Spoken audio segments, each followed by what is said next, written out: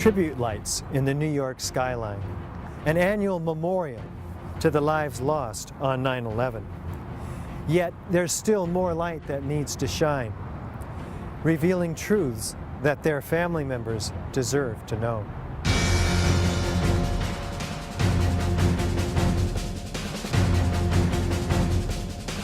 September 11th, 2001, a day that changed history.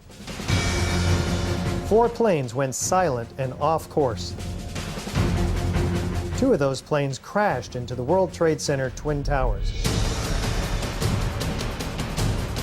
Several columns were severed, and the jet fuel ignited fires that spread over several floors. About an hour later, millions watched in shock as both towers were suddenly and rapidly destroyed,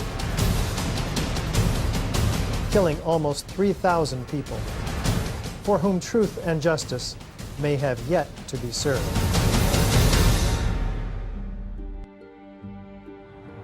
Hi, I'm Richard Gage, AIA, licensed architect of over 20 years and member of the American Institute of Architects. I'm founder of Architects and Engineers for 9/11 Truth, a non-profit organization of well over 1,000 technical and building professionals. According to official government reports, the fires weakened the structural steel framing of both twin towers, leading to sudden, progressive, and total collapses. Unknown to most people, a third steel frame high-rise, World Trade Center 7, was also destroyed. Critical questions have been raised by more than 1,500 architects and engineers about the official explanations for the destruction of all 3 of these buildings. Along with more than 10,000 other concerned individuals, these professionals, collectively comprising more than 25,000 years of experience, have signed our petition. They're calling for a new investigation into the destruction of these 3 World Trade Center high-rises. This call is based on evidence that reveals a very different destruction scenario than reported by government engineers. This includes abundant scientific forensic data and eyewitness testimony that was omitted from the official reports. You'll be seeing this evidence and hearing from dozens of these technical experts, including many who are among the top in their respective fields. We at AE 9/11 Truth are inspired by President Obama's affirmation to the American people in his inaugural address. How do we accomplish this? We've done our best to fulfill the President's vision by using the scientific method, examining the evidence from the World Trade Center and developing unbiased conclusions from unbiased experts in their fields. Listen to the President provide his account of the pervasive political abuse of science. And we have watched as scientific integrity has been undermined and scientific research politicized in an effort to advance predetermined ideological agendas.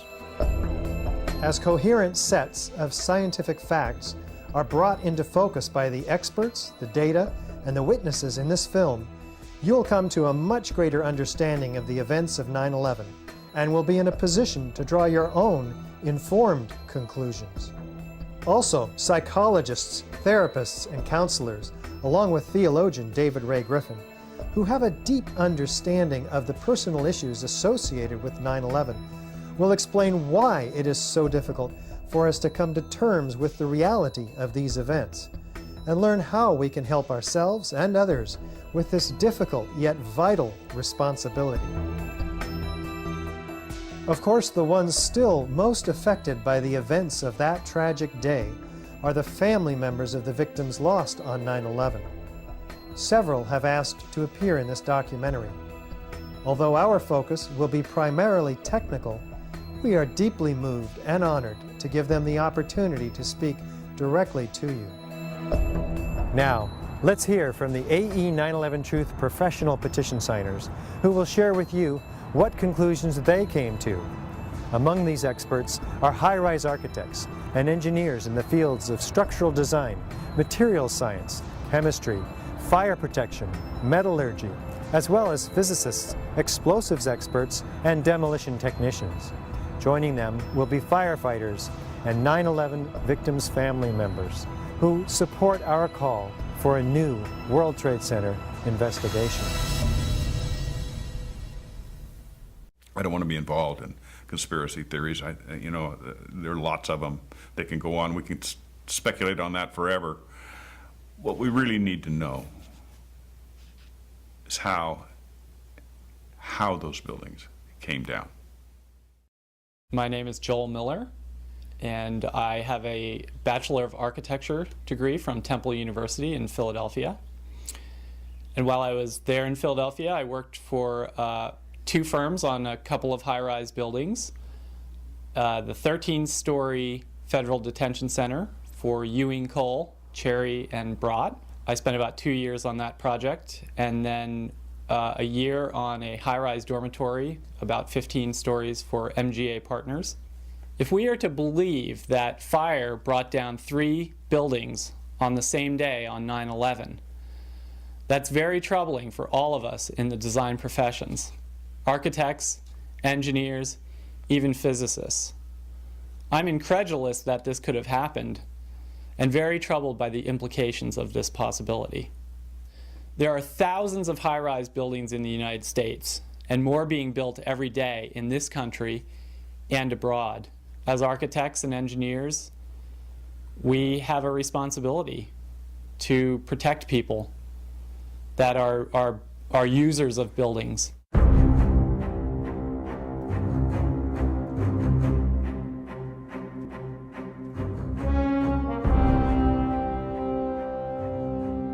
The new World Trade Center, Building 7, looms above the site of its original. Building 7 was a 47-story high-rise, not hit by an airplane. Yet, it was the 3rd modern steel-frame skyscraper to collapse rapidly and symmetrically on 9/11. It was a football field away from the North Tower and sustained minor damage from the falling debris. Building 7's precipitous collapse was blamed on normal office fires. I'm Kamal Obeid. I have a master's degree in civil and structural engineering from the University of California at Berkeley. I've been a practicing engineer for the last 30 years. Building 7 to me is really what gives it away, because that's a classic case of controlled demolition. My name is Stephen Dustewald. I'm a licensed professional structural engineer with 37 years of experience in the structural field. I have 25 years of experience as owner and principal of my own structural engineering firm here in Las Vegas. I have focused on nuclear power plant design, large commercial and industrial buildings. I first became aware of the problems with the official account of the collapse when I saw a DVD online from Architects and Engineers for 9/11 Truth. They pointed out various problems with the official story, and the ones that caught my attention were the rapid failure of the connections in order for the building to come down at the rate that it did. My name is Casey Pfeiffer. I am a registered professional structural engineer in San Diego, California. I have a Bachelor of Science degree in civil engineering at the University of Notre Dame. I have been practicing engineering for 15 years, and currently I am the principal of Pacific Coast Structural Engineering in San Diego, California. A friend of mine gave me a blueprint for 9/11 Truth DVD to review, and from that, the evidence that I saw was so compelling that it became obvious that the official story was not correct. I'm William Rice. I worked for one of the nation's largest design-build construction firms on commercial and industrial and institutional projects in Boston, New York, Philadelphia, and Baltimore areas. As a professor, taught engineering materials, structures lab, and other building-related courses at Vermont Technical College to architectural and engineering students for 20 years. I watched Building 7 fall at an accelerating rate in 6.5 seconds. This was a massive 47-story structure. The only way that a building can accelerate as it collapses is by having pre-engineered, precisely timed, and precisely placed explosives. In other words, controlled demolition. My name is David Topete. I have a Master's of Science degree in Civil Engineering. I am a licensed structural engineer. I design new structures and retrofit existing structures from concrete or masonry or structural steel. In my professional opinion, in my experience, for World Trade Center 7 to collapse straight down upon itself, as video indicates, as everything that we've witnessed, the supports at the center essentially all had to be taken out at once. I certainly believe that it had to have been controlled demolition, controlled charges, explosives, something of that type, because it was a sudden failure. I'm Dr. Bob Bowman, Lieutenant Colonel, United States Air Force, retired. Flew 101 combat missions in Vietnam, directed all the Star Wars programs under Presidents Ford and Carter. My PhD is in aeronautics and nuclear engineering from Caltech. I did postdoctoral work at the von Karman Institute in Brussels, Belgium, in finite element analysis. I taught at 5 universities and colleges, serving as department head and assistant dean.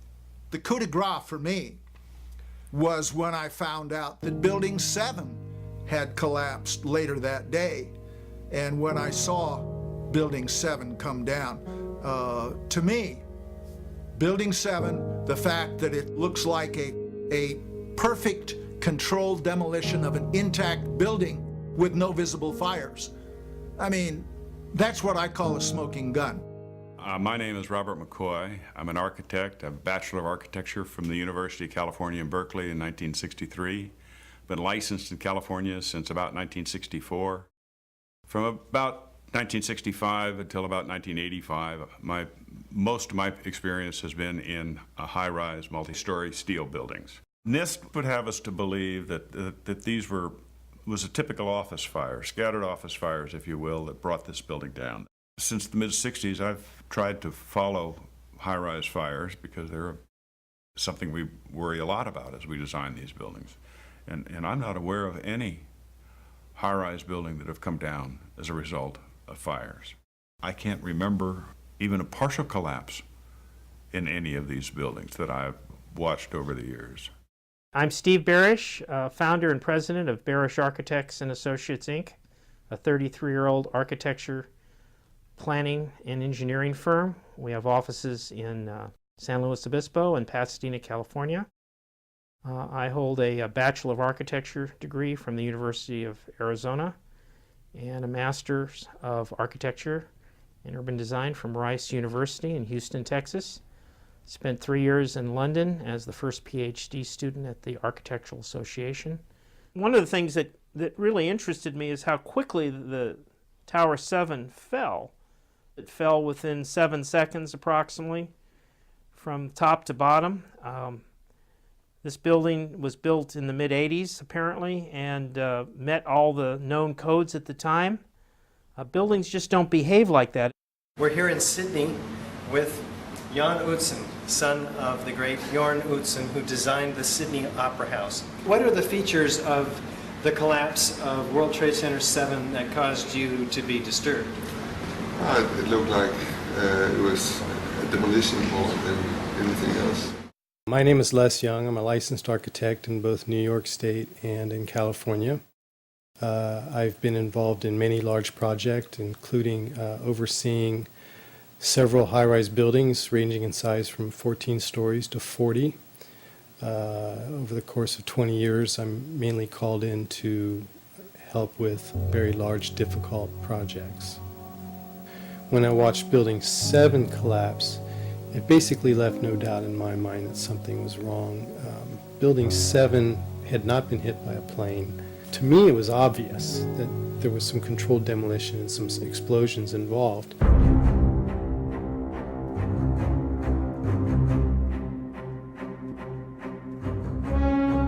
Was the structural steel from World Trade Center 7 preserved, documented, analyzed, according to standard procedures for investigating engineering failures? It was really clear from the beginning that there was this great move to, as quickly as possible, get rid of all of the rubble and move it off. Because what they did immediately after 9/11 was they started removing the steel, the debris from Tower 7 and all the towers immediately. They sent it off to China to be recycled. 400 truckloads per day of material were taken away from the World Trade Center site and sent to China for recycling. All of a sudden they had a big incentive to recycle steel for some reason. Quickly and rapidly, they were destroying the structural steel. The steel was hauled away and melted down before it could be analyzed. It was already being carted away and destroyed when the FEMA investigators got there about a month after September 11th. It was being melted down, it was being cut up into pieces so that no real thorough investigation could happen. And that in itself is a crime, and that kind of thing needs to be investigated. The steel was picked up and carted away before anybody got a good look at it. And the destruction of evidence was a criminal act in itself. It would have answered a lot of questions that we can't answer because we don't have the structural steel to examine.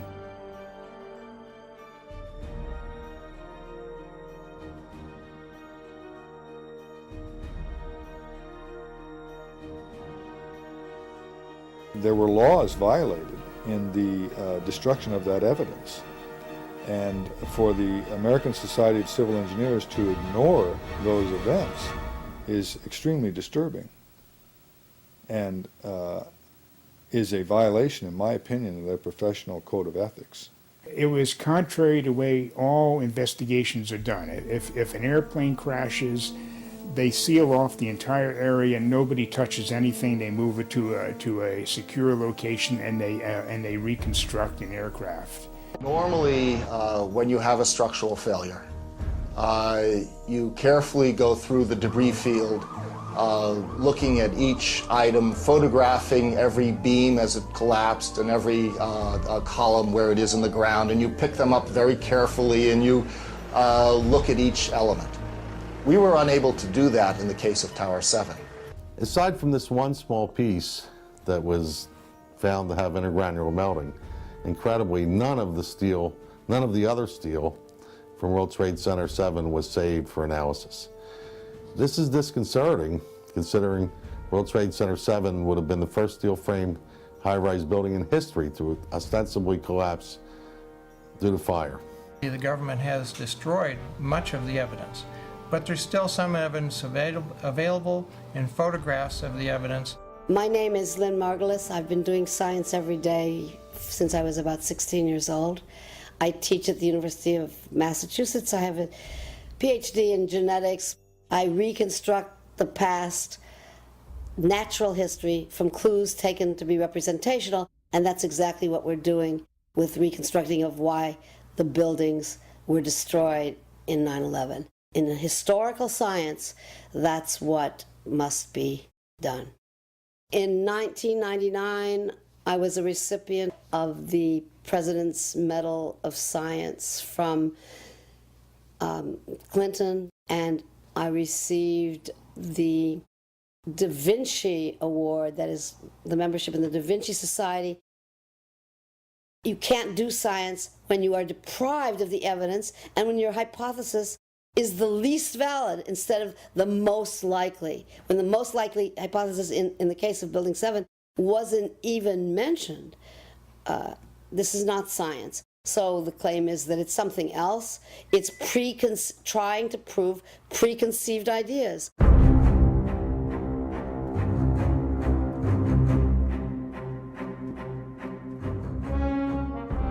Was a proper investigation performed that might have revealed the use of accelerants or explosives in World Trade Center 7's destruction?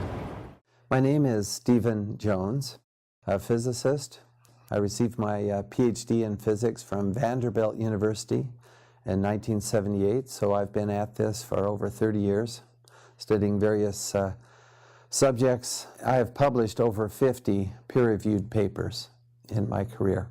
NIST concedes that they found no evidence for explosives So then we asked them, well, did you look? And they said, no, we did not look for explosives or residues of explosives. I'm Ron Brookman, licensed structural engineer in California, and I received my master's degree in structural engineering from University of California at Davis in 1986. I've been practicing structural engineering ever since then. NIST never did a proper evaluation of the collapse site and the debris. World Trade Center 7, I would have expected they would have tested for explosives also, because of the nature of the collapse and the unprecedented nature of a steel-framed high-rise building collapsing in such a fashion. My name is Roland Angle. I'm a civil engineer registered in the state of California. I've been practicing in California since 1967. I'm a graduate of the University of California.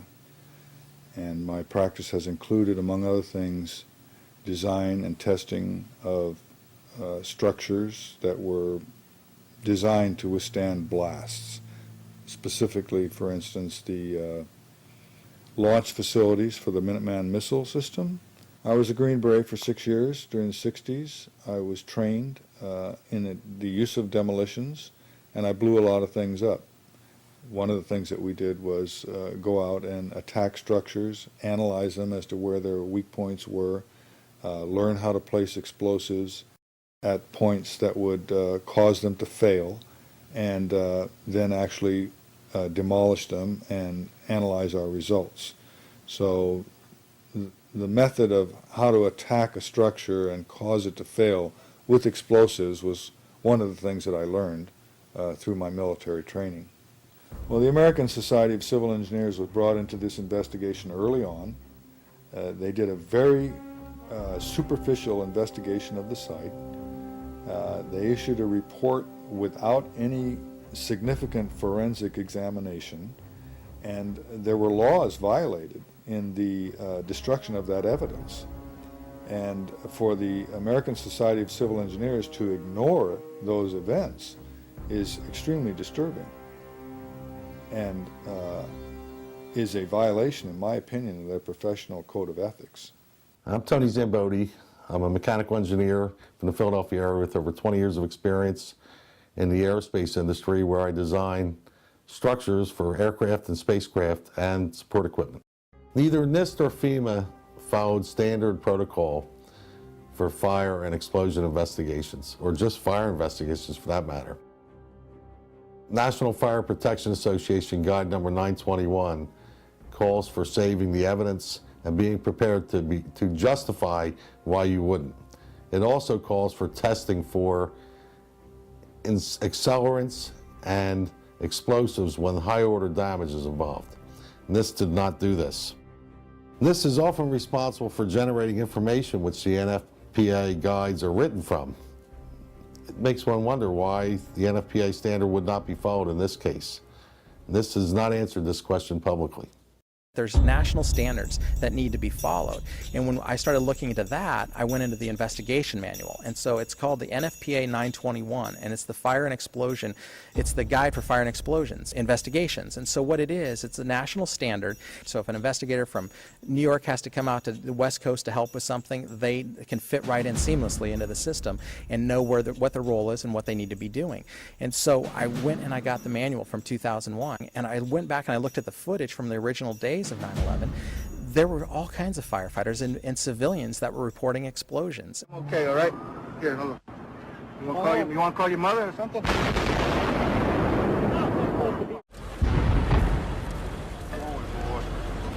Keep your eye on that building. It'll be coming down. Just the fact that there were explosions means they need to be investigated. Terrorists used explosives in '93. We had witnesses to explosions. We have audio recording of explosions. We have overwhelming evidence that there were some explosive events. The manual gets into thermite, and if it says if you have melted steel or concrete, which we had on 9/11, and there's videos of it, people can see it. We should test for it. It says when you have melted steel or concrete, you test for thermite. So the fact that they're not testing for it is crazy. We had 3,000, Americans murdered, and we had the first 3 high-rise and steel collapses. We have all these reports of explosions. We have the vans pulled over. We have the history of terrorists using explosives. It's absolutely ridiculous that there's no excuse for it. It's criminal, in my opinion. It's absolutely criminal that they refuse to follow the national standards, and the national standards say that they should be testing that for explosives. One of the other big issues we have, the firefighters that are members of the Firefighters for 9/11 Truth, is just the blatant destruction of evidence. We're not talking about a little bit of evidence. They destroyed all the steel, basically the bones of the building that would have told us how this first high-rise steel structure in history that hadn't been struck by an airplane, all it had was a few fires on several floors, and it had only been burning for a few hours. We've had other high-rises burn much longer. This was the way we could have learned from this, was analyzing that, looking at the steel and seeing how this collapsed and how it failed and which steel members did what. Well, we can't do that, because what they did immediately after 9/11 was they started removing the steel, the debris from Tower 7 and all the towers immediately. Why were they destroying this? They sent it off to China to be recycled. So they never had any physical evidence to do the investigation. The national standards are very clear. We have preservation of evidence, we have spoliation of evidence, there's all kinds of basically standards that you don't destroy evidence. So that's what we're calling for. We're calling for an investigation into the investigators, why they destroyed this. We're calling for a reinvestigation that follows national standards. And the big thing is everybody says this is in the past, leave it in the past, and that's not true. We have ground zero workers dying today. They're getting cancers. And several of them don't have medical insurance. The FDNY, most of them are being taken care of by the department, but there were so many thousands of volunteers and members of other departments that showed up, and they were there for months afterwards, and they don't have the medical coverage. They can't make their house payments. They're sick and dying, and we as a country are ignoring them. We promised we'd never forget, but it looks to me like most people have forgotten, and they want us to forget, and that's what we're here for, is to basically just ask people to take another look into this, show some compassion, and let's help our brothers and sisters out and really reinvestigate 9/11. It's changed our world. It's, not to mention that there were 343 brothers murdered, but we're at war over this. We've lost a lot of our freedoms over this, and we don't have the real story on what happened because there wasn't a proper investigation done.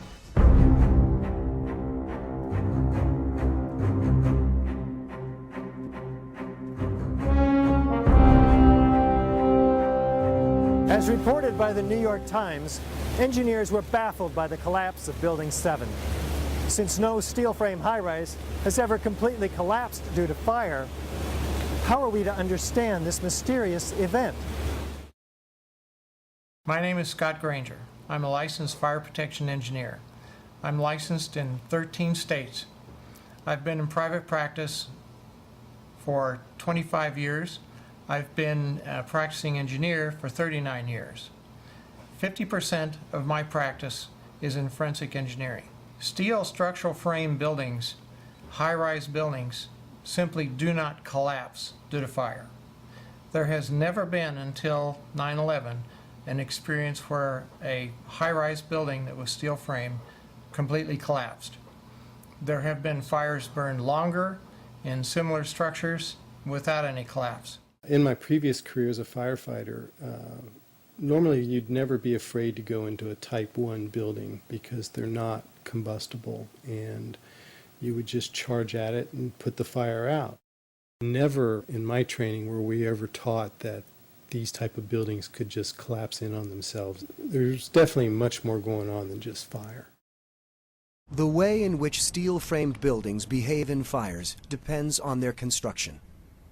In this test, done by British Steel in 1995, a large amount of typical office furniture was burned to see what would happen to the heavy steel beams that supported the ceiling.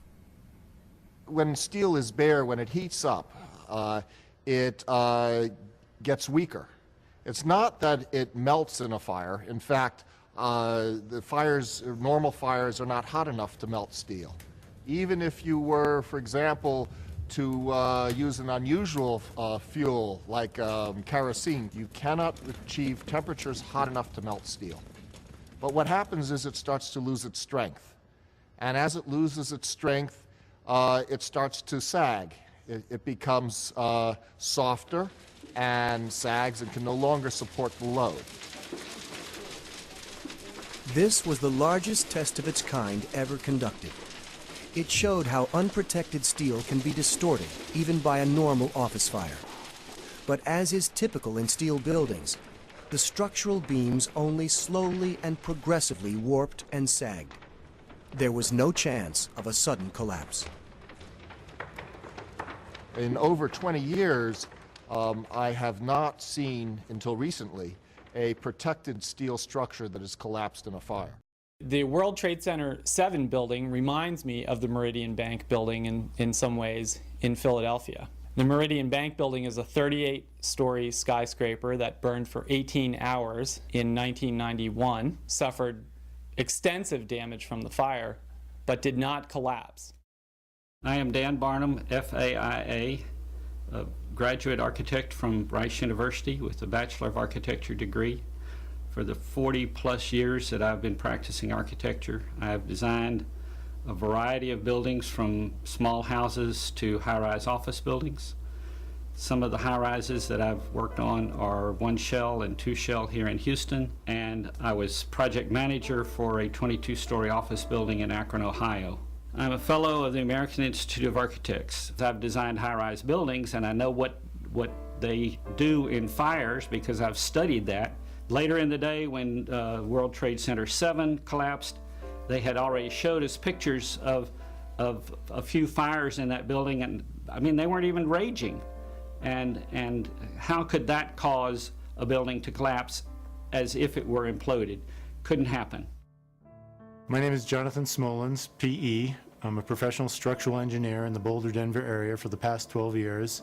And one of my specialties is forensic engineering, including evaluation of structures post-disaster. What happened to those columns to all collapse at the same time? The explanation provided does not match the evidence that we have. My name is Michael Donley, PE.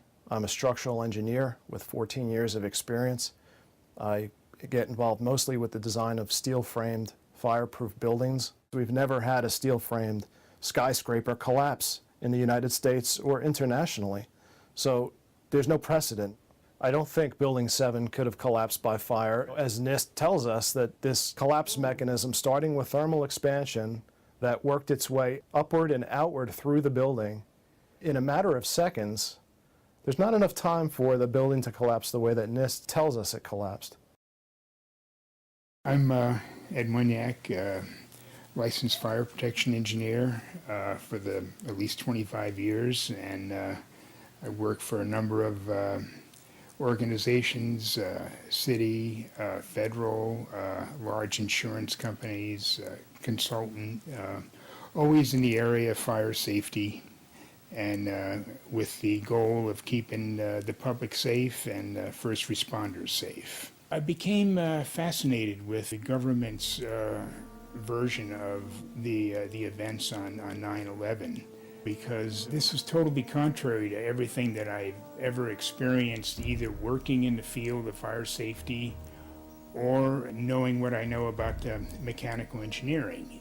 It defies many fundamentals of mechanics of materials and physics and just many fundamental engineering concepts. World Trade Center 7, NIST claims the fires were very large, very hot, and long-lasting, when in reality, observation, which has been researched by many people, shows these fires did not last very long. They were not in the locations where NIST claims they were at given times.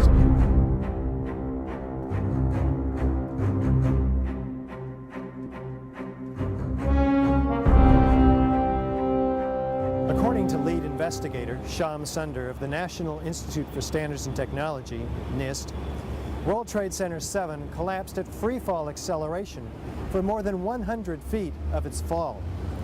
What does the speed of the collapse reveal to us?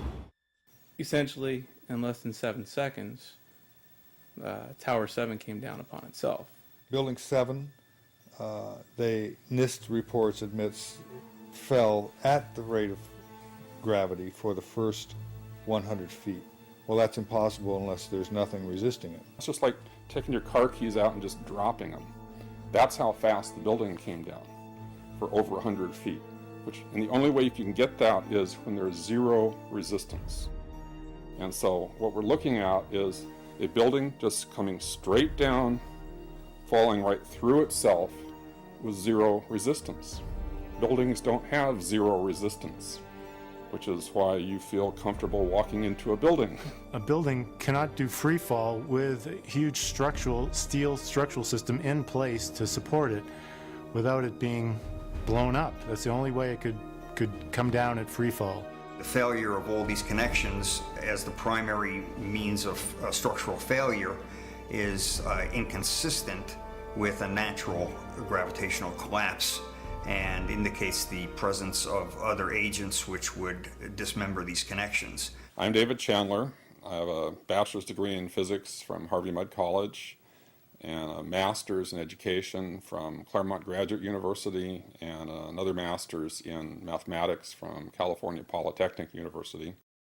I've been teaching for over 30 years. Heard people say, well, it came down at free fall or close to free fall and so forth, so I decided I'd measure it myself. I had a simple tool at the time called a physics toolkit, which allowed me to take a video and put a dot on each frame to follow the motion of things. And so you can measure speeds and accelerations and it'll do the analysis. The fundamental laws of nature is the conservation of energy.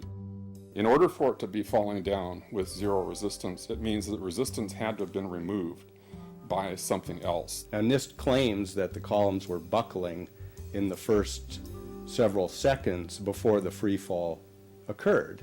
Now I don't see how that's possible.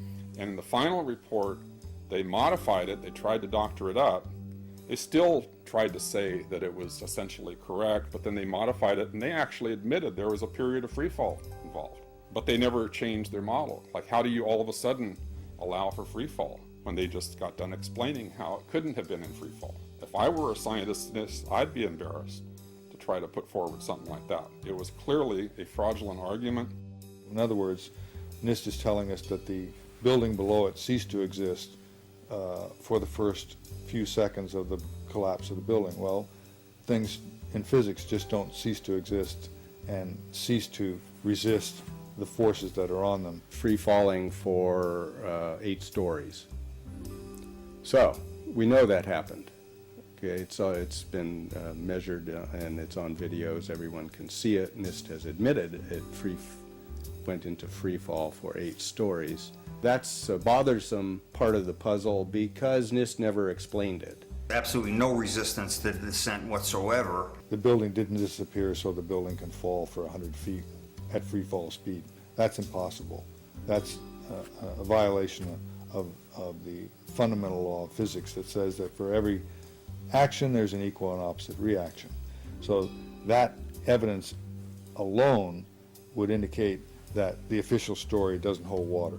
There was no time for this elastic deformation and plastic deformation, which would have absorbed energy and decreased the descent to less than free fall speed.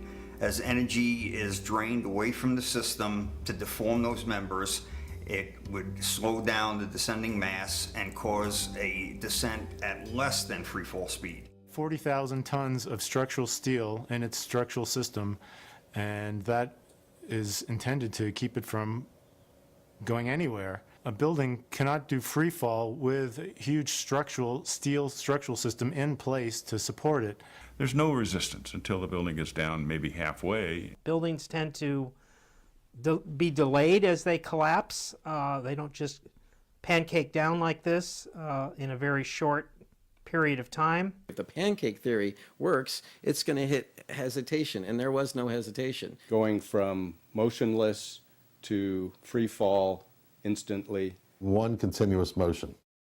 There couldn't have been any structural resistance. Buildings just don't behave like that. If floors fall, they tend to fall and are braced by the floor directly beneath it. And there's some delay there. This is inconsistent with the energy redistribution that would be required from the descending mass to the remaining structure. Completely impossible. And NIST themselves have to recognize the implications of this. The fact that they haven't is fraudulent. The connections are designed with a safety factor of 1.5 to 3 times the failure load for the member. This assures that the member will always fail first in an elastic mode and then a plastic mode. Ideally, the member would fail before the connection. You don't want the connections to fail first. The connections failed first without any of the members exhibiting large deformations or deflections.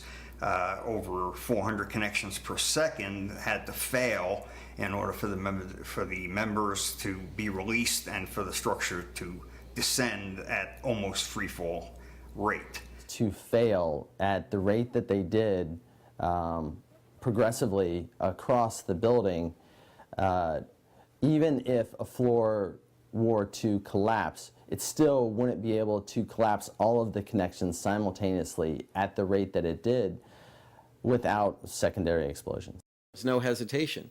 There was no hesitation when it was to hit story after story. If you were to look at a standard moment frame steel connection, which is a welded connection between the beam and the column, it would take on the order of around 500,000 pounds to shear off one connection. And if you multiply that by 400, put maybe a safety factor of 4, you would require 50 million pounds of force per second in order to collapse the building the way it was shown based on the NIST report and what we saw on the video evidence of the video of the building that day. It's highly unlikely, don't know how that could ever happen without secondary explosions. It's not logical or reasonable.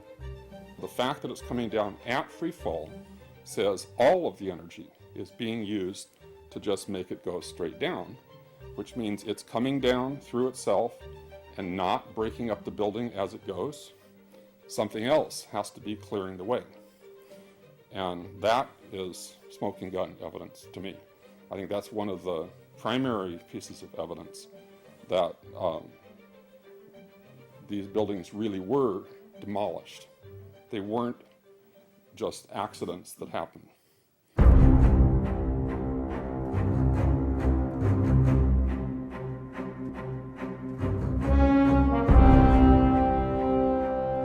We might anticipate that an unevenly damaged building would fall over.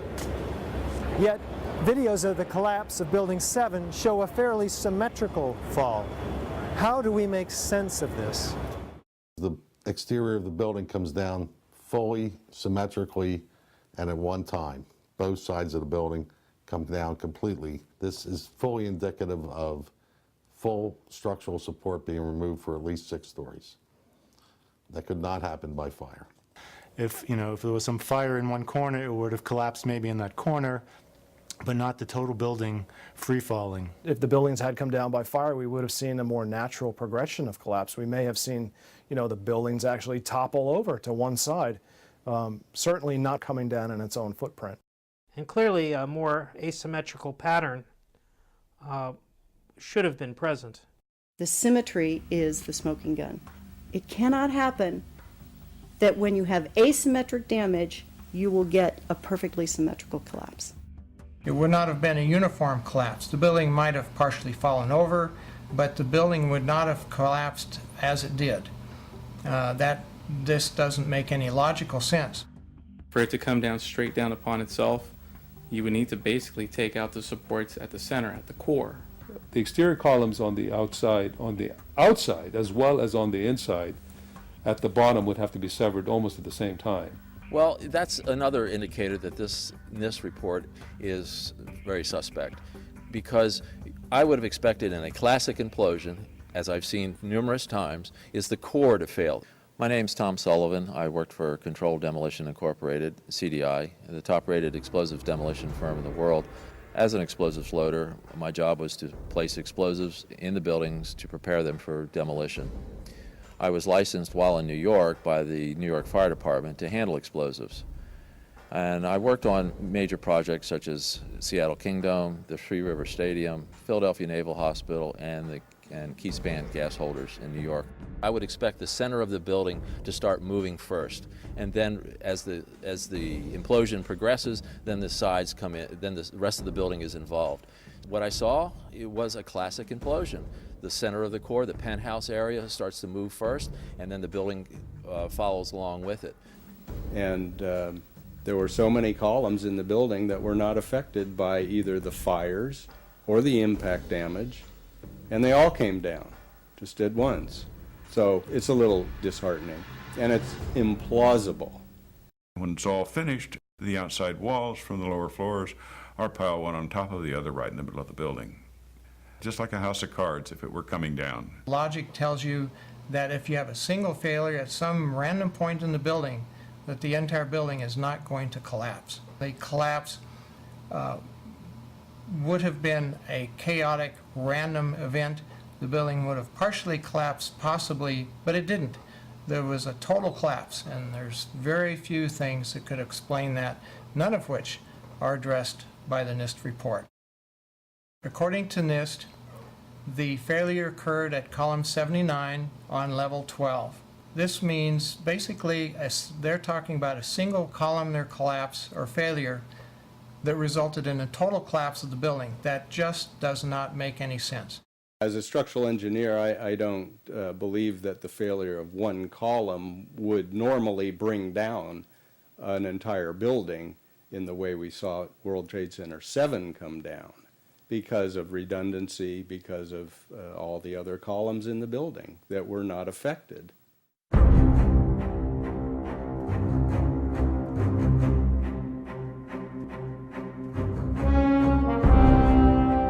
NIST provided computer animations in support of their fire collapse theory. But what do independent engineers say about these animations? When you observe the footage of how the building failed, and when you look at the animation of the failure, and compare that to what you actually observe in reality, I think they disprove their own theories. It is impossible for it to fail the way they said. I've seen the animation sequence from the National Institute of Standards and Technology for their model, their mathematical model of the collapse of building number 7.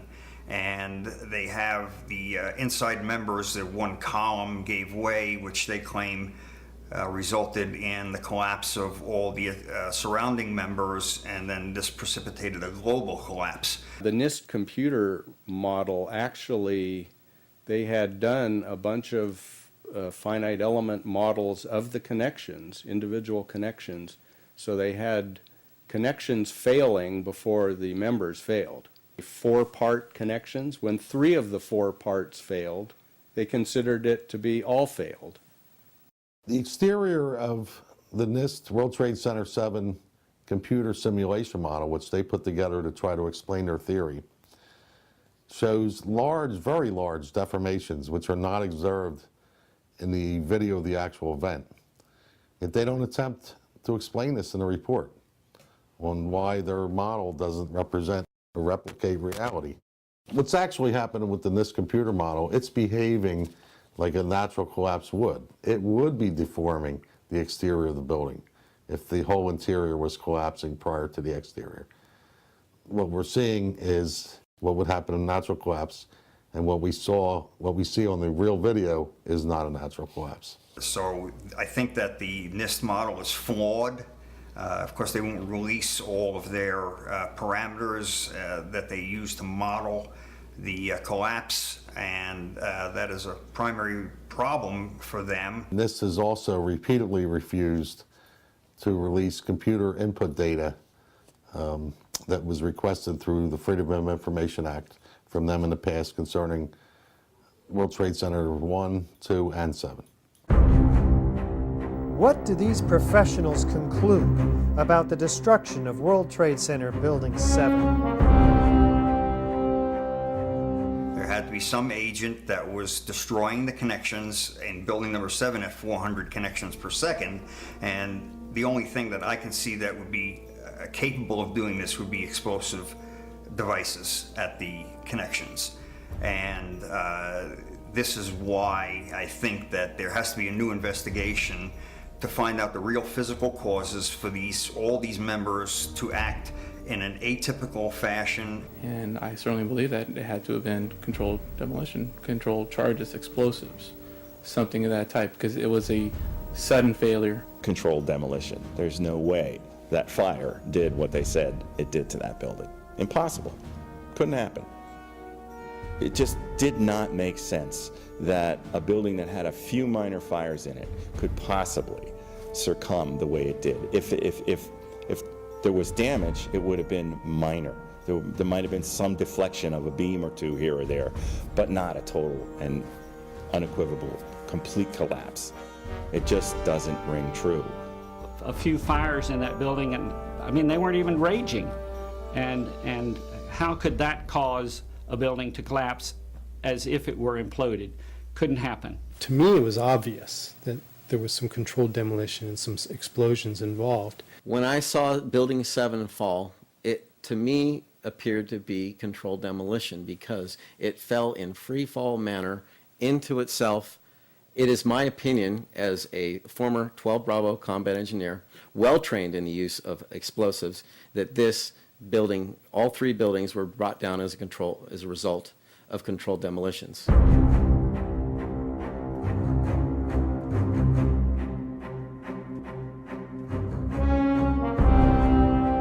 This is the original site of the World Trade Center Twin Towers. Construction is now underway where dramatic new facilities are being erected. Just 10 years ago, the planes hit the towers, cutting through some exterior and interior supporting structural steel columns. The fuel from the planes ignited office fires across several floors. According to the official reports, the structural steel frame was weakened and failed, causing a total progressive collapse of each tower. Does the official explanation make sense? Was there a comprehensive investigation that examined all of the evidence? Let's look at the details. These buildings were designed to take multiple impacts from airliners. I walked into the office and the first words that I heard was, "A plane's just run into the World Trade Center." And my initial thought was, well, that's okay. It's built to withstand a 707. He stated that the fuel would be dumped into the building, but the building would still be there, although most of the fuel blew out the opposite side of the building. These buildings are built to handle several times the load above them. Those perimeter columns could handle 5 times the load above them, and the core columns could handle 3 times the load above them. The majority of the jet fuel was burnt up instantly in the big fireball, and it was gone. The fires that were left were office furnishings and carpet and things like that. A lot of things in these kind of buildings have to be fire resistant by nature. It's required by code. So there really isn't a whole lot of fuel in there to begin with. The media portrayed these fires as being extremely hot, but the fires were not that hot in World Trade Center 1 and 2. If you look at the NIST zone data, you could see this. And to use our own powers of observation, you could tell by seeing these fires and seeing black smoke come out the windows. That means that the fires were oxygen starved, and it was incomplete combustion, and so it was a low temperature fire. I am Robert Podolsky. I have a master's degree in theoretical physics from Xavier University in Cincinnati. I worked for 10 years as a professional physicist, engineer,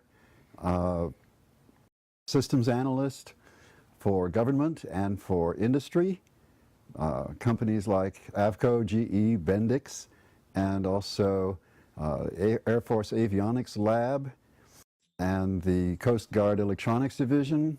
I looked up in a manual the burning temperature of jet fuel and found that under the conditions that existed at the World Trade Center on 9/11, that jet fuel had to have been burning at about 750 degrees Fahrenheit. I also noticed that the official explanation of what happened there was that the heat from the fire supposedly softened the steel and thereby brought the buildings down. If you have a flame at 750 degrees, you can hold that flame under a steel beam forever, and you'll never reach a high enough temperature to bend steel, let alone melt it. So immediately I knew at that point that the official explanation was dead wrong. There was no way those flames could have possibly brought about the collapse of the building. It did not seem possible that these towers that were designed to withstand the impact of a 707 could possibly collapse in such a short order of time from the time that they were hit. There's no way. The building was designed to take the impact of one, if not more, multiple airplanes. They were designed to withstand hurricane force winds of up to 140 miles an hour. My first reaction was, that looks like controlled demolitions. However, I believed the official story because it was played to me over and over again. I heard repeated experts telling me that this was terrorists that did this and that it was planes that brought those buildings down. So I accepted the official story. The NIST testing of the Twin Tower floor assemblies done at Underwriters Laboratories. This was done per ASTM E119 in a 2-hour, 2,000-degree fire test. During the test, the main trusses sagged approximately 4 inches after 60 minutes and 6 inches after 100 minutes. Yet NIST had the main trusses sagging well over 40 inches in their models.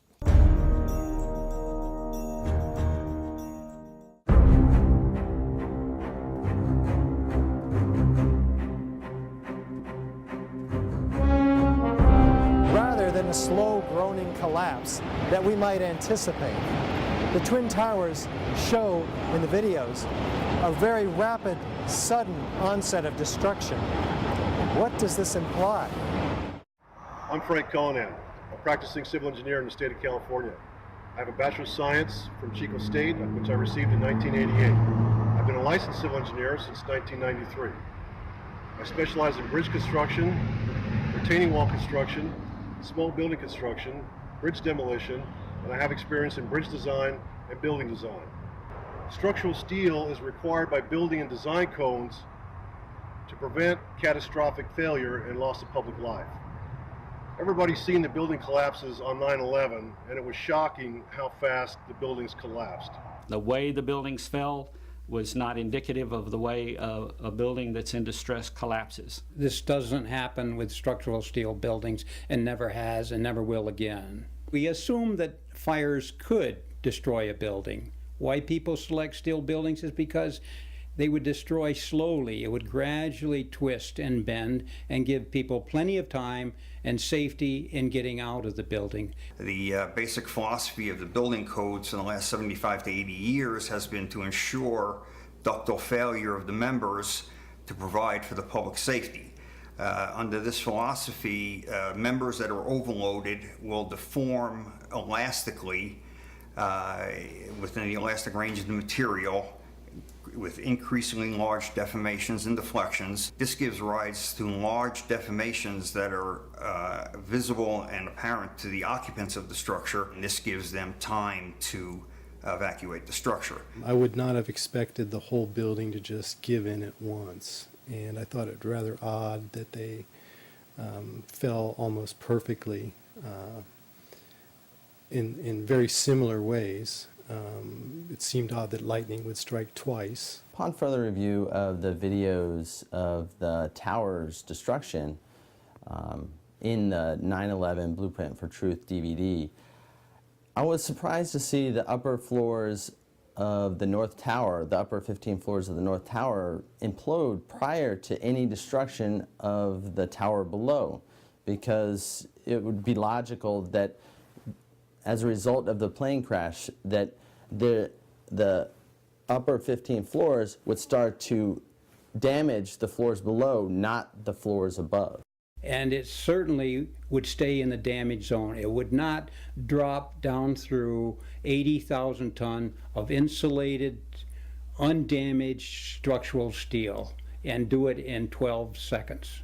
I discuss this claim that the upper section of each of the towers crushed the lower section.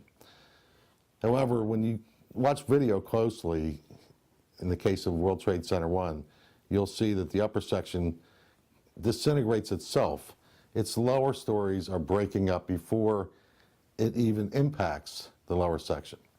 It appears to be a controlled demolition of its own of the upper section. The tops of the buildings were basically disintegrated. The top section pushing on the bottom section, it's going to meet equal forces as it goes. Both sections are going to be demolished at the same rate. So by the time you've crushed up 15 stories below it, the top 15 stories are also going to be crushed. And so there's nothing left now to crush the rest of the building. So there's so many paradoxes here. A little tiny chunk of the building can't possibly fall and crush the entire structure below it. Well, there's demolitions done in France which use what we call the vernage technique, where they take out a couple floors worth of columns with hydraulics. They take the columns out and they let the upper section of the building drop 2 full floors. And when it impacts the lower section, there's a very definitive, observable jolt, deceleration, and velocity loss. You're looking for a jolt, that this thing, if it actually comes down and hits, you should be able to see the point at which they actually impact, because it would actually slow down the motion of the falling block. And you can see it in the graph. It is not there in the case of the North Tower. It never slows down. It accelerates the entire time. And that was what was extremely significant. So I published a paper about that. It's in the Journal of 9/11 Studies. And so if you had the top section acting like a pile driver, if in fact it actually hit and made an impact, it was effectively crushing anything, pushing hard on this core structure below it, the core structure is going to push back equally hard. And that's what's going to cause the top section of the building to slow down. But the fact that it's constantly accelerating downward is evidence that it didn't slow down. It's not actually hitting and engaging with the structure below it in any way that could demolish it. The top section is not crushing the bottom section of the building, or it would meet resistance. I am Richard Heumann. I am a retired professional electrical engineer. I went to Brooklyn Polytechnic Institute and received the Bachelor of Electrical Engineering degree in 1954. I worked for Joseph Flooring for 41 years and was Principal Chief Electrical Engineer for the World Trade Center complex. I was very familiar with the Twin Towers elevator systems because we took over conceptual maintenance and improvements of the elevator systems after the project was completed.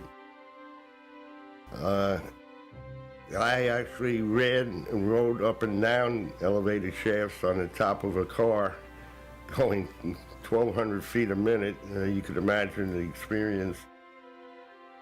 I'm very familiar with the interior structure that surrounded the elevator shafts and the accessibility which the elevator companies had 24/7.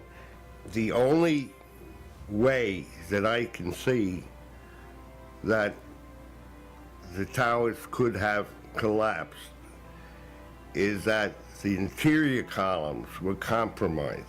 In Tower 1, unless my eyes were deceiving me, before the tower started collapsing from the top, the antenna started to fall.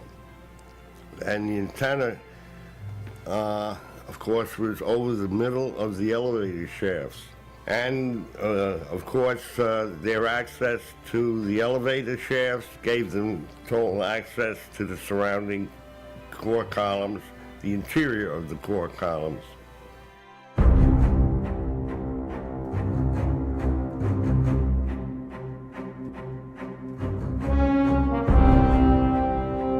NIST, the National Institute of Standards and Technology, acknowledges that the towers came down at essentially free-fall acceleration. What are the implications of that admission? The measurements have indicated that Tower 1 collapsed in about 11 seconds and Tower 2 collapsed in about 9 seconds. And the argument goes that this is essentially the rate at which free fall would happen. I had a friend that asked me if it was possible for the Twin Towers to achieve near free fall speed when they collapsed. The Twin Towers could not have come straight down through the thousands of tons of structural steel through the greatest resistance, the resistance of 80,000 tons of structural steel at the speed of practically free fall. That just would not happen. There are columns of steel around the exterior of the building and within the core, all of which are there to prevent the thing from falling down. And so even if something falls on it, it's not going to immediately just go pop, pop, pop, pop, pop, pop like that, floor by floor. It's going to, if it's going to collapse, it's going to have to take some time to weaken the structure below it. This structure was capable of holding 3 to 5 times the weight. And here it is falling through it with a resistance of only 1/3 of its weight. Roughly 90% of the resistance has been removed. And what's happening is the top section is not crushing down the lower section like a pile driver, which is the picture that NIST basically is painting. It's actually falling into material that's already been pulverized, that's offering very little resistance. It's just coming down through pre-pulverized material. One of the fundamental laws of nature is the conservation of energy. There was no time for this elastic deformation and plastic deformation, which would have absorbed energy and decreased the descent to less than free fall speed. As energy is drained away from the system to deform those members, it would slow down the descending mass and cause a descent at less than free fall speed. This is high school physics, and our whole society is being led to believe that these fundamental laws of physics, hard science, don't apply anymore. I think that should really frighten all of us. Structural connections not only had to fail nearly simultaneously, but in sequential order. The buildings fall at a speed which can only occur if the structure has been removed, the vertical structure. This block accelerates straight down, or is picking up speed downward continually. It doesn't slow down, it just continues to gain speed. From what I understand, the buildings actually accelerated as they came down, meaning they were not getting resistance from these massive columns in the center of the core of this building. The core of this building was very heavy. They're huge columns, huge. I could not see how those massive, very thick columns could just snap like that. I would have expected most of them to stay intact with the floors collapsing around them. I'm Alfred Lopez. I'm a registered professional structural engineer in the state of Michigan and have been in private practice for 40 years with Lopez Engineering. I've worked on several high-rise projects with office buildings above parking decks and high-rise apartment buildings here in the Detroit area. I've done numerous investigations of failures of buildings because of fire and wind damage. I was shocked at how the buildings collapsed. I would have expected that they would have come down much slower, that they would have tipped over, that the whole thing did not make sense. And ever since then, I had a hard time believing that the fires did drop those buildings.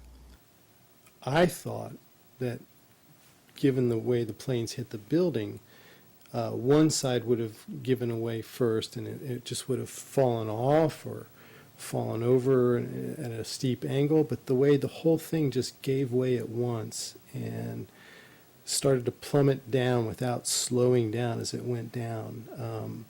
Again, just like the controlled demolition I witnessed personally. The area below the damage zone where the planes flew in and where the fire was, that area below that, those 80 or 90 stories, 80,000 tons of structural steel was not damaged in any way. Yet you stood there and watched it destroy itself, wiping out floor by floor all 287 structural columns as if they didn't exist underneath the damage zone.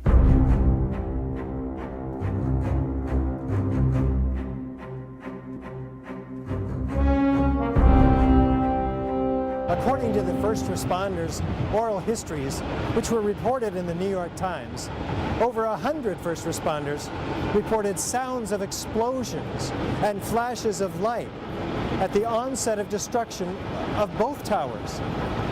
These were not discussed in the NIST report. What did these eyewitnesses actually see and hear? We have eyewitness testimony of firemen, policemen, news reporters, and occupants of the building to explosions, an enormous number of eyewitness testimonies. There was a heavy-duty explosion inside the lobby. Was that a secondary explosion? Yes, it was. There were numerous secondary explosions taking place in that building. There were continuous explosions. There was a secondary explosion, probably a device either planted before or on the aircraft that did not explode until an hour later. Then there was some secondary explosions and then the subsequent collapses. It sounded like gunfire, you know, bang, bang, bang, bang, bang, and then all of a sudden 3 big explosions. 50 consecutive bangs, and it fell down like a waterfall. And we heard the noise associated with an implosion. We heard a very loud blast, an explosion. We heard a loud explosion. At that point, we heard a large boom. Do you know if it was an explosion or if it was a building collapse? To me, it sounded like an explosion. There was another major explosion. All of a sudden, you hear explosion, and then you could see the building starting to collapse.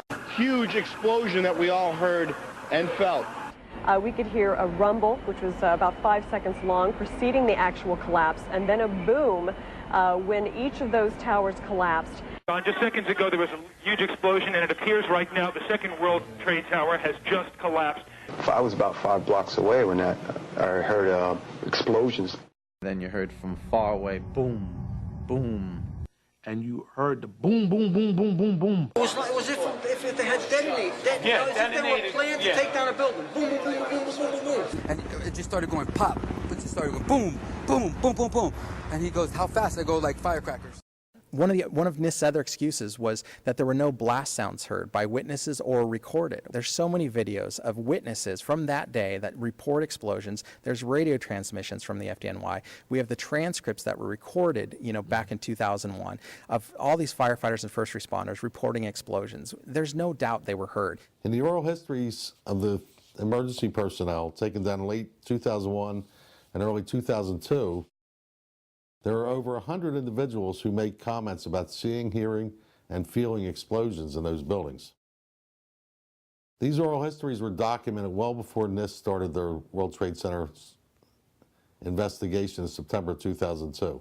This testimony should have caused the presumption that there was a good chance explosive residue would be found and justified testing for it, rather than the opposite. Reviewing the some of the eyewitness accounts and people hearing what sounded like explosions and things like that. Again, it didn't seem very plausible for any other type of cause for such an event. It doesn't look like a collapse. It's like a huge mushrooming, billowing kind of an event. That whole thing looks nothing like a building falling down. It's a building being blown up, and it's being blown up progressively from the top down. That's what the physics shows. NIST acknowledges in their response to a request for correction that they are unable to provide a full explanation of the total collapse.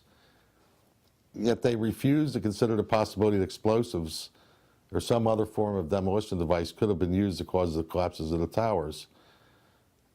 And the fact that controlled demolition is consistent with all the available technical evidence. And the response to that request for correction is NIST simply saying they're unable to provide a full explanation for the total collapse, even though that was their task given to them by Congress. The core structure of the building had to have been destroyed by other means.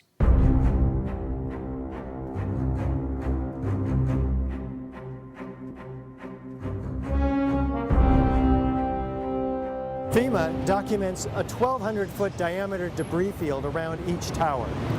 Videos show multi-ton steel sections of hundreds of individual steel pieces ejecting out of the towers at 60 miles an hour for a distance of 600 feet. They also show clouds of debris pulverized in mid-air and isolated explosive ejections as many as 60 stories below the so-called crush zone. Videos also show the near total destruction of both towers. What does all this tell us about the forces and energies involved in the destruction? The spread of debris in a large radius around each tower. What we see is an outward explosion of material beyond the perimeters of each footprint. And this is not expected, and it's not congruent with the reports of our government. Debris that was shooting out for hundreds of feet in all directions, 70 miles an hour, leaving the 80th floor of the North Tower and making a fairly level trajectory, that to me is fairly alarming. Large multi-ton beams were hurled hundreds of yards laterally. Gravity works vertically, not laterally. The number I got was 78 miles an hour. So something's happening to throw these things horizontally at those kinds of speeds. And here it is trailing white smoke the whole time. It really is indicative of some kind of explosion. The individual explosions that I noticed 20 and 30 and 40 stories below the collapsing structure, those are what we demolitions guys call squibs. And that's another characteristic that seems to be evident. Well, in the case of the South Tower, you can see these jets of black smoke being ejected from many locations on many different floors above the level of the impact. There's a whole bunch of these squibs or puffs that are coming out the side of the building. And naysayers tend to say, well, that's just air being blown out the windows because you have like an accordion effect. It's being compressed. Well, it's going on at a lot of different levels at the same time is one thing. And if you're compressing it out here, if you're blowing out the windows down here, how are you getting the air pressure? I mean, it doesn't really work to say it's just air pressure. I estimated these are coming out faster than 100 miles an hour. The impact of the floors pancaking upon themselves would create gushes of air out the side, but not the kind of explosive force that we saw that would throw I-beams across the street into the windows of other buildings.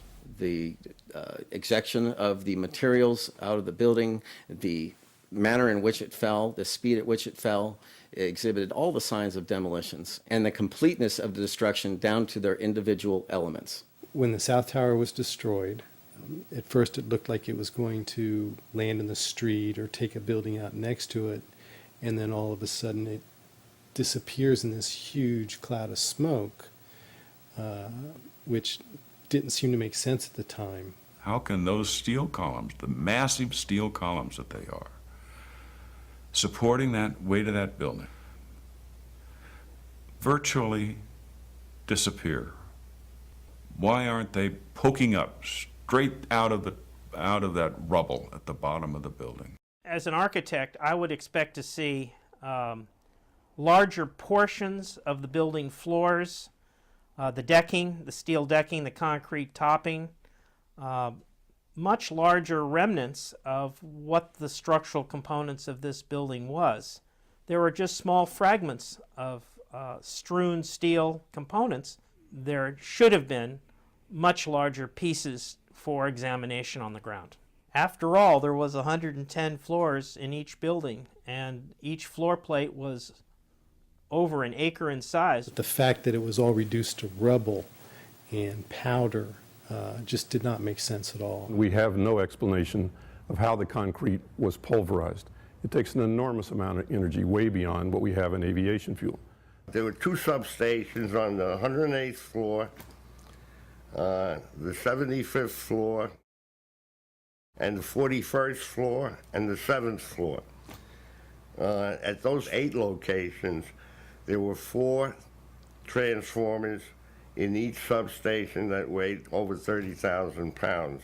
In the substations on the mechanical floors in each tower. The transformers would not explode on their own. They were air-cooled, dry-type transformers. And yet after the collapse, there was, as from what was reported, there was no evidence of them being found at the bottom of the towers. I wonder why. It was a shame that after the collapse that a forensic unit, a forensic engineering unit didn't go into the debris and try to find at that time why the towers had collapsed. I'm sure there was other evidence that could have given a better indication at the time that there was something else wrong.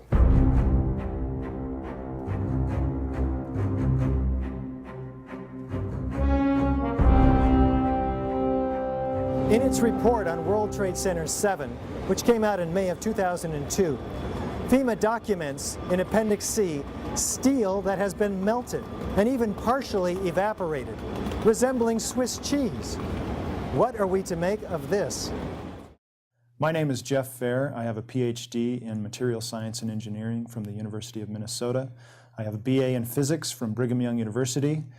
I've worked with solid-state reactions. I've worked characterizing materials, semiconductor materials, thin films. I currently do a lot of work with nanoparticles as well as solid-state reactions.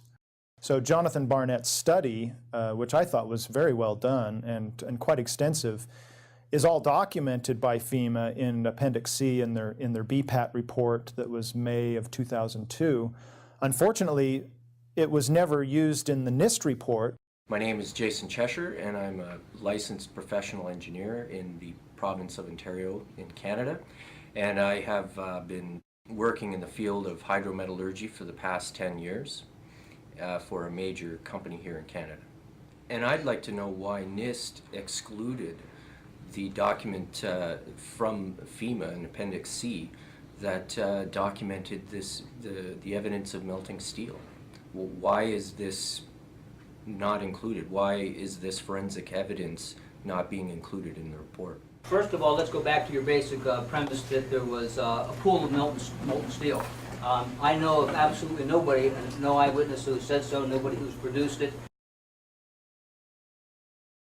You'd get down below and you'd see molten steel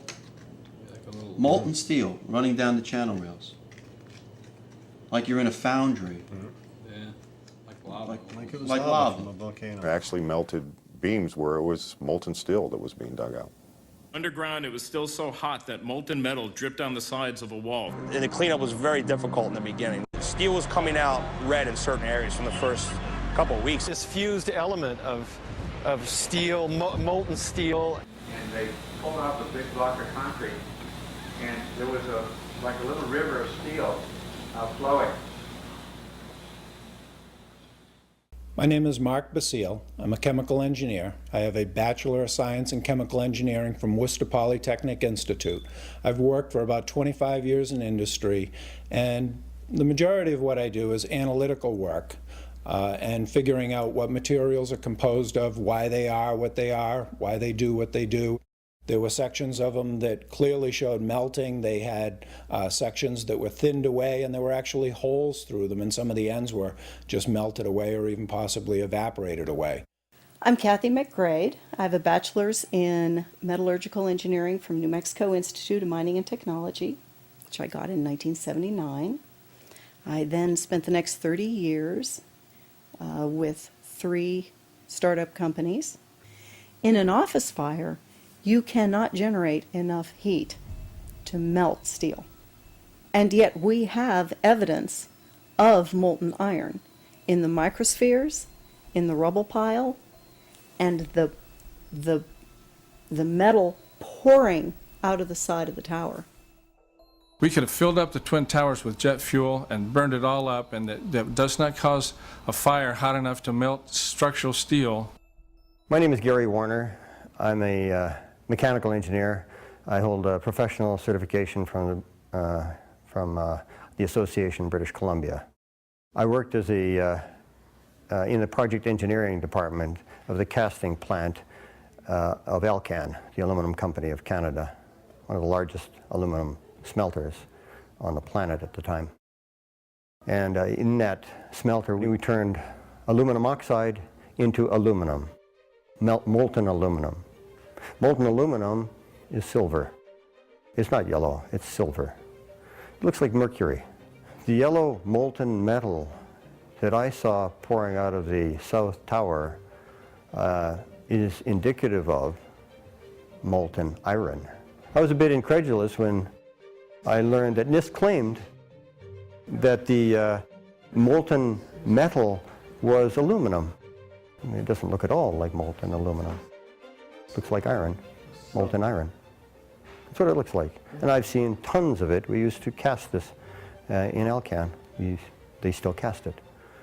I spent 2 years casting that. I'm David Gregg. I have a master's and PhD in chemical engineering from the University of Illinois. Afterwards, I went to work for Lawrence Livermore Laboratory, where I worked there for more than 30 years. You cannot get a flame hot enough to start the metal to molten, make it molten in the first place so that this other process takes off. I don't know of any mechanism for that. The only way that's known that a carbonaceous material can cause steel or iron oxide to turn into a molten metal is in a blast furnace. Yeah, and that's very different than what we had. An incendiary used by the military, thermite is a compound of iron oxide and aluminum, which when ignited sustains an extreme heat reaction, creating molten iron. In just 2 seconds, thermite can reach temperatures over 4,500 degrees Fahrenheit, quite enough to liquefy steel. We know that open-air fires cannot burn hot enough to melt steel, but metal had melted at the base of the towers.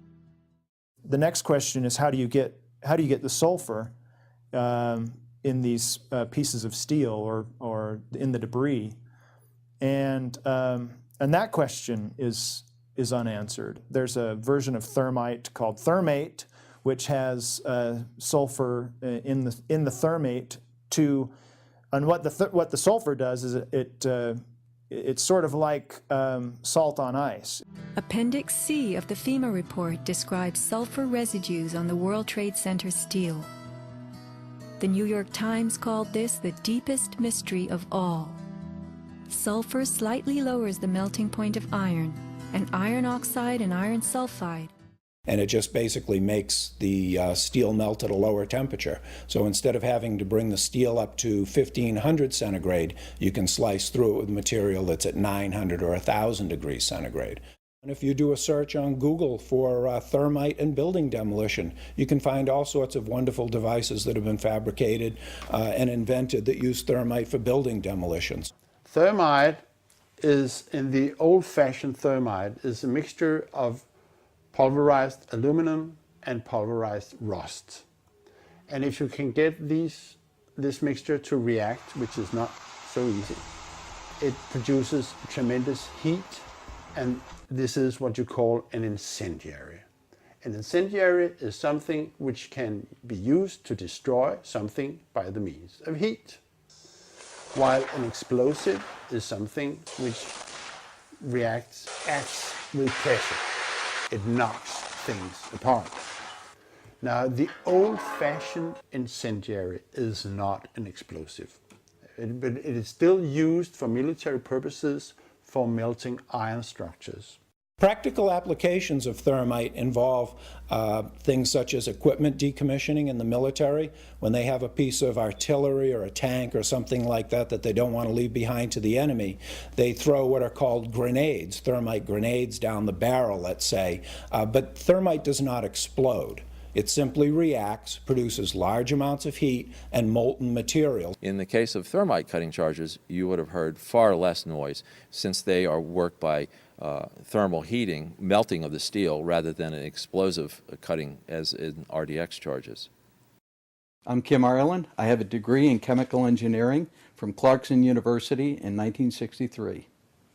After graduating, I served 2 years as a reserve officer in the U.S. Army Corps of Engineers, where, among other things, I had training in explosives such as C4.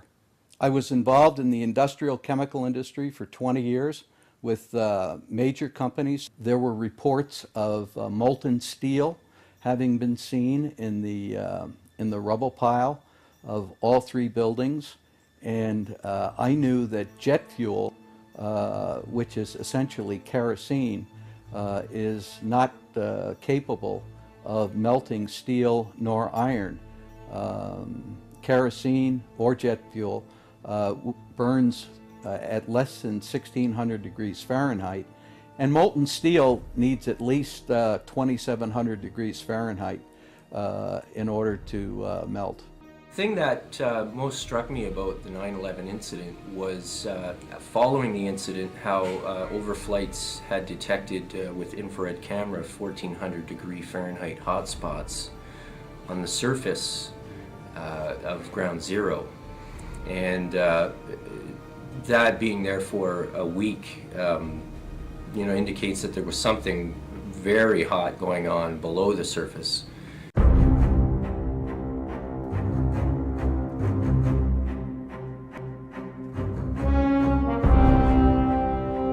Another question that may haunt the new Freedom Tower. According to USGS, they found as much as 6% of the World Trade Center dust consisted of tiny, previously molten iron spheres. What does this tell us about the temperatures generated in the tower's destruction? My name is Adam Parrott, and I have a bachelor's degree in chemical engineering from Queen's University. I've been working for an environmental consulting firm for a number of years. When the USGS collected samples of the World Trade Center dust, they found the iron microspheres.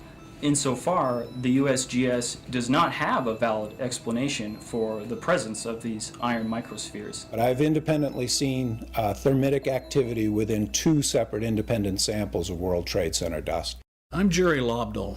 I'm a retired physicist and chemical engineer. I have a BS in chemical engineering from Texas Tech, and I have extensive coursework in mathematics and physics from the University of Texas at Austin. I've had broad experience in analysis and applied research, 30-year professional history spanning physics, chemical engineering, statistical analysis and modeling, and operations research. So what do the microspheres contain? Iron is the main element, and then it has smaller portions of aluminum, sulfur, a trace of manganese, a trace of potassium. Most of them are less than about 1/10 of an inch in diameter, and they're spherical, and they're found in all of the dust blown out of the buildings during collapse, no matter where in Manhattan that dust is picked up. You must have had a much hotter heat source for you to get 2700 degrees Fahrenheit in order to melt the steel, melt the iron, to get these spheres, these molten spheres.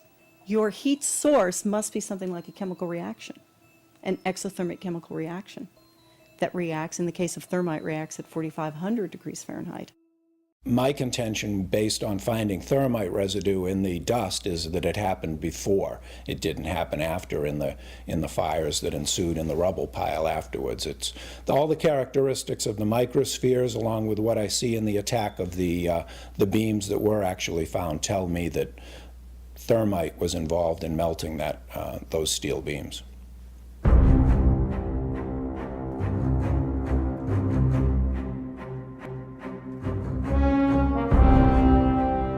Out of the ashes of the World Trade Center devastation rises the Freedom Tower, whose foundation, however, is shrouded in question. For example, in the World Trade Center dust, an international team of scientists find an advanced form of highly energetic nanothermite composites. What is it, and where does it come from? My name is Niels Harriet. I have a master and a PhD in chemistry, and I'm associate professor at the University of Copenhagen, and I have been so for almost 40 years.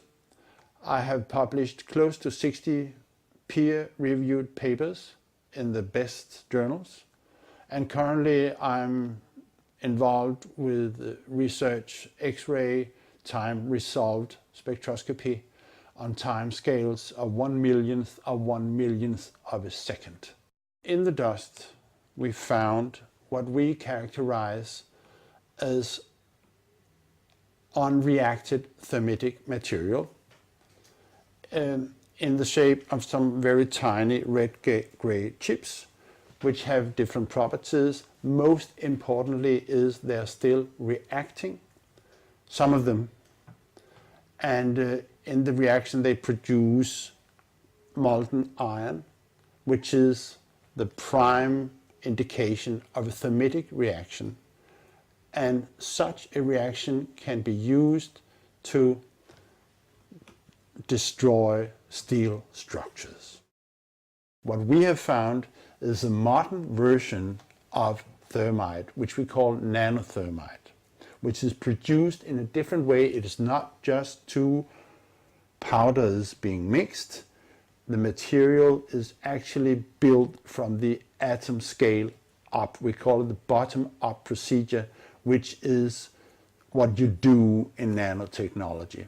This has two consequences for the nanothermite, which distinguishes it from the classical thermite.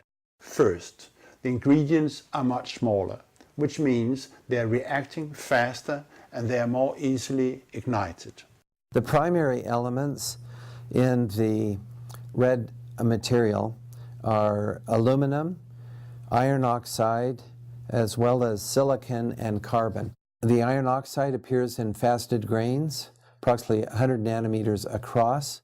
The aluminum appears in thin platelets, about 40 nanometers thick. It is the small size of the particles involved in this material that allow us to characterize it as nanothermite. In ordinary thermite, the particle size is much larger, and hence ordinary thermite is an incendiary. Whereas as the particle size becomes smaller and smaller, it can become explosive. Super thermite is sometimes called. This red material contains also a significant amount of carbon, and the formulation of nanothermite as described by national laboratory publications also implies the presence of carbon, very typically. The organic is used with nanothermite in order to produce gas, that is a very high pressure gas that makes the nanothermite an explosive. We do have descriptions from the Livermore National Laboratory in particular of how they fabricated this material, but to fabricate it is not so easy. This is discussed in our paper in the Open Chemical Physics Journal, published in April of 2009. So far, none of these papers have been refuted in the literature, the scientific literature. So that means they are unchallenged in the scientific sense. They stand as an indictment, really, of the official story of 9/11. One of the things I'd like to stress about these chips is that they really shouldn't be there. They're not a natural formed agglomeration of aluminum from the aircraft or materials that were in the building and iron oxide that got knocked off.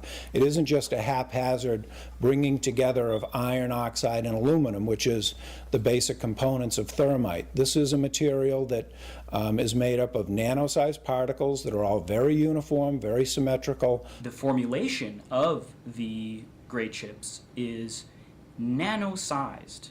This cannot be paint. Paint does not have these exotic properties. It's impossible. We do not know which role is played by the red-gray chips that we found in the dust. But we know, and this was already totally clear before we started investigating the dust, that both explosives and incendiaries were used in the controlled demolition of World Trade Center. This is quite obvious because of other observations, the molten iron and other findings in the dust. This is material that is of military use that really shouldn't be there.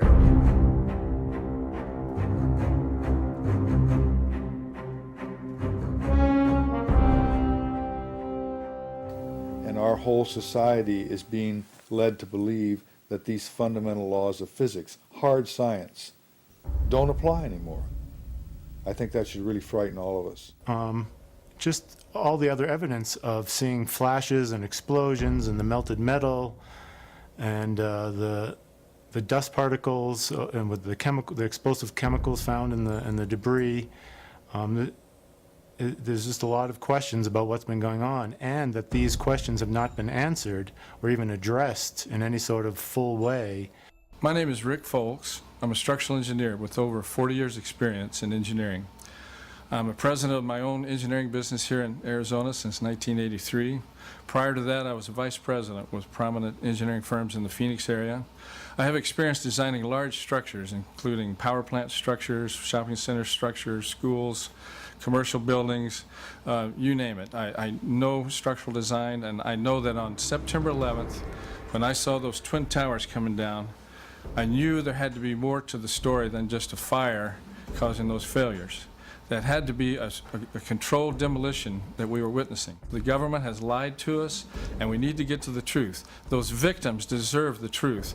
They deserve justice. What we have right now is a travesty of justice. The Freedom of Information Act request to NIST by a registered structural engineer for calculations and analysis substantiating the walk-off failures of the horizontal girders from their seats at columns 79 and 81 was denied by NIST, with the claim that releasing this data might jeopardize public safety. How could it possibly jeopardize public safety to tell people in the industry, engineers who were responsible for designing these buildings, how this failure could occur? That implies that anybody who requests or demands these calculations is a threat to public safety. Science is never secret when it's done right. Science is a way of finding out that is self-correcting and involves many people. Science isn't science unless it's published, unless it's openly published and made available for criticism. The thing that's most important about science is that it's a way of knowing, and it's a way of knowing that anyone can participate in. At the end of any kind of science activity, people will agree that they have collected evidence that illustrates a hypothesis, and if the evidence is contradictory to the hypothesis, one has to abandon that hypothesis and look for another one. The explanations from FEMA and from NIST don't add up, but there is enormous circumstantial evidence, circumstantial and actually physical evidence as well, that would lead us to a different conclusion. And the conclusion is controlled demolition.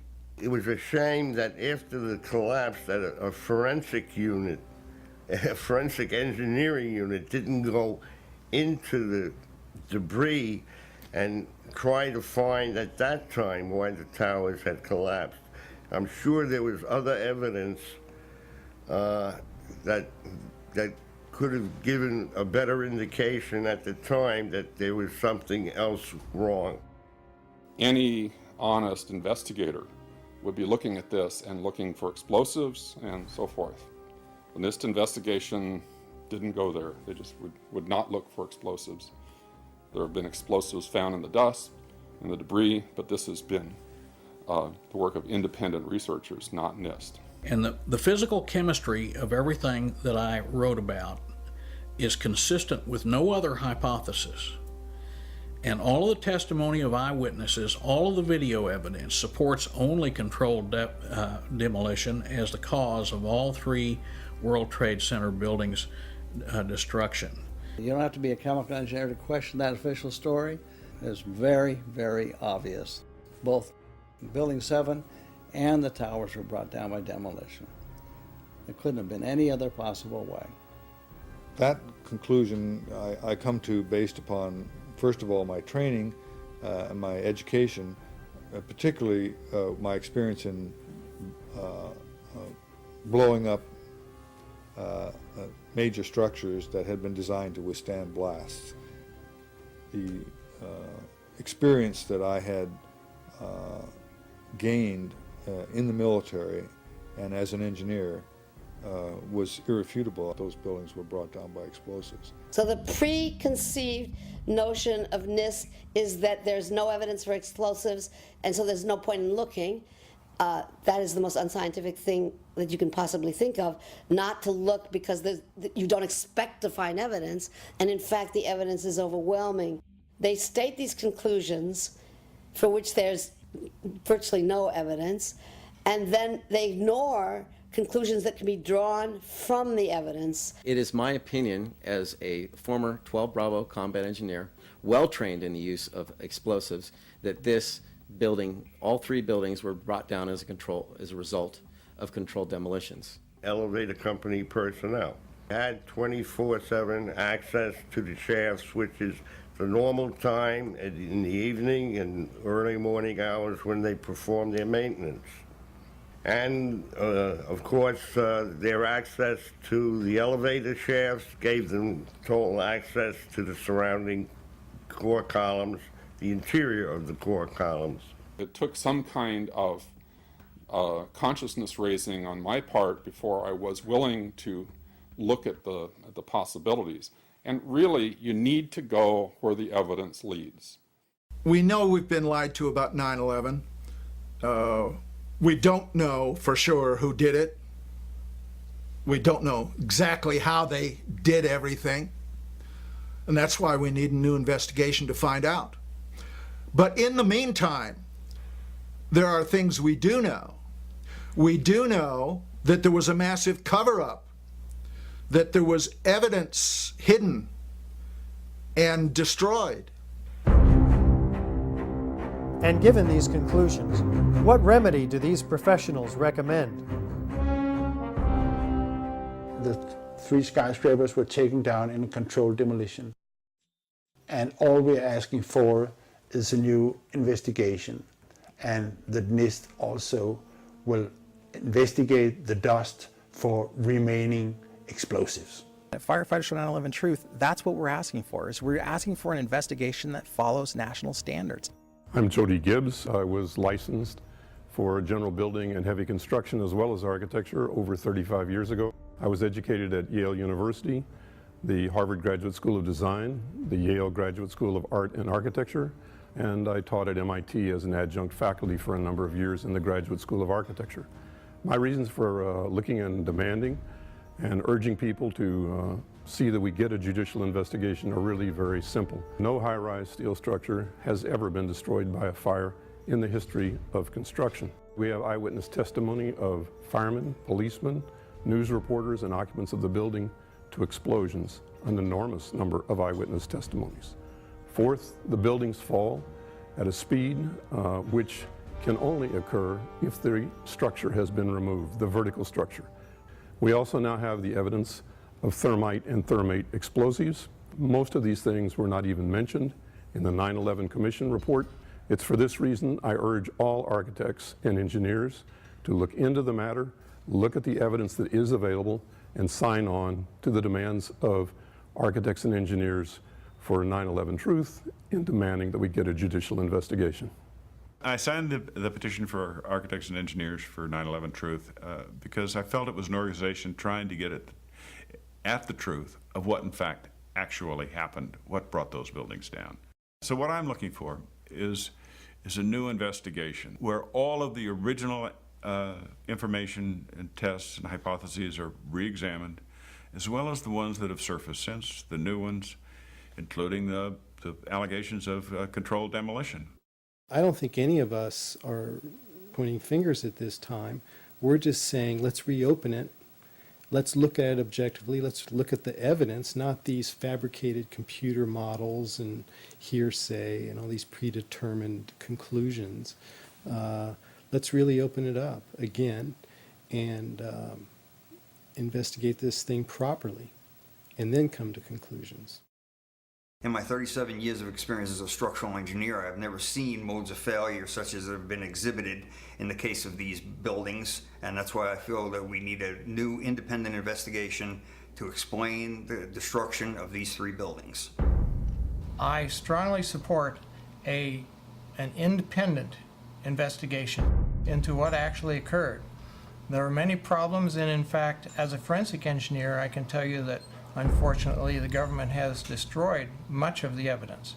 Though we could do an appropriate investigation, and an investigation could be done that would be independent of the government, independent of all of the influences that obviously were in effect during the NIST investigation. Based on the evidence available, I feel that we must demand a new investigation into the destruction of the World Trade Center towers and NIST itself. We need to have an investigation of NIST themselves. I believe that the reports that came out are not true. I believe there's a lot of information that was omitted, blatantly or otherwise. I strongly feel that an international commission should be formed to look at this matter in an unbiased manner and come to a conclusion that could be presented to the entire engineering community. We have a professional responsibility, and I urge every engineer and architect and demolitions expert and anybody that has any knowledge in this field to examine the evidence and stand up and be counted, because the rest of the world is depending upon us. I would like to see a real investigation. I'd like to see people on the inside who really know what happened. I'd like to see some of those come out. There's some very good scientists, I'm sure, at NIST, and their life's work is getting distorted and used for political purposes. What happened on 9/11 is not something that is just going to go away. This is very pertinent to us today. I wish to further the investigation, and I want to make a difference because I want this to be a safe and better place for my children. I signed the petition on the Architect and Engineers 9/11 Truth website mainly because I wanted to stand behind the families that lost people on 9/11. The 9/11 Truth movement was started by the families that lost loved ones on that day, and they were all out there alone screaming for help, and our own country was ignoring them and ignoring their needs and not taking care of them the way we should have after that happened. We have not been told the truth. We deserve the truth, and so did the victims. We need to come together again as a country. I believe that this one event split our country in half. And the only way we're going to come back together is to reopen the wound, talk about this in an open dialogue. Most of us who have lived with the events of 9/11 have, as a result, experienced some kind of trauma. It can be very difficult to come to terms with what actually happened at the World Trade Center. In fact, someone told me recently, "I wouldn't believe what you're telling me even if it were true." Our petition signers with psychological expertise have stepped forward to offer their insight. While this segment is clearly outside the knowledge base of the architects and engineers for 9/11 Truth, these experts in psychology highlight their valuable experience for us as to why this evidence can still be so difficult for people to accept. At this point, we have 9 years of hard scientific evidence that disproves the government theory about what happened on September 11th, and yet people continue to be either oblivious to the fact that this information exists or completely resistant to looking at this information. So the question becomes why? Why is it that people have so much trouble hearing this information? From my work, I think we would be remiss not to look at the impact of trauma. My name is Marty Hopper, and I'm a PhD clinical psychologist. I've been working and living for the past 30 years here in Boulder, Colorado. For the past 11 years, my work has focused on helping people who have experienced personal trauma.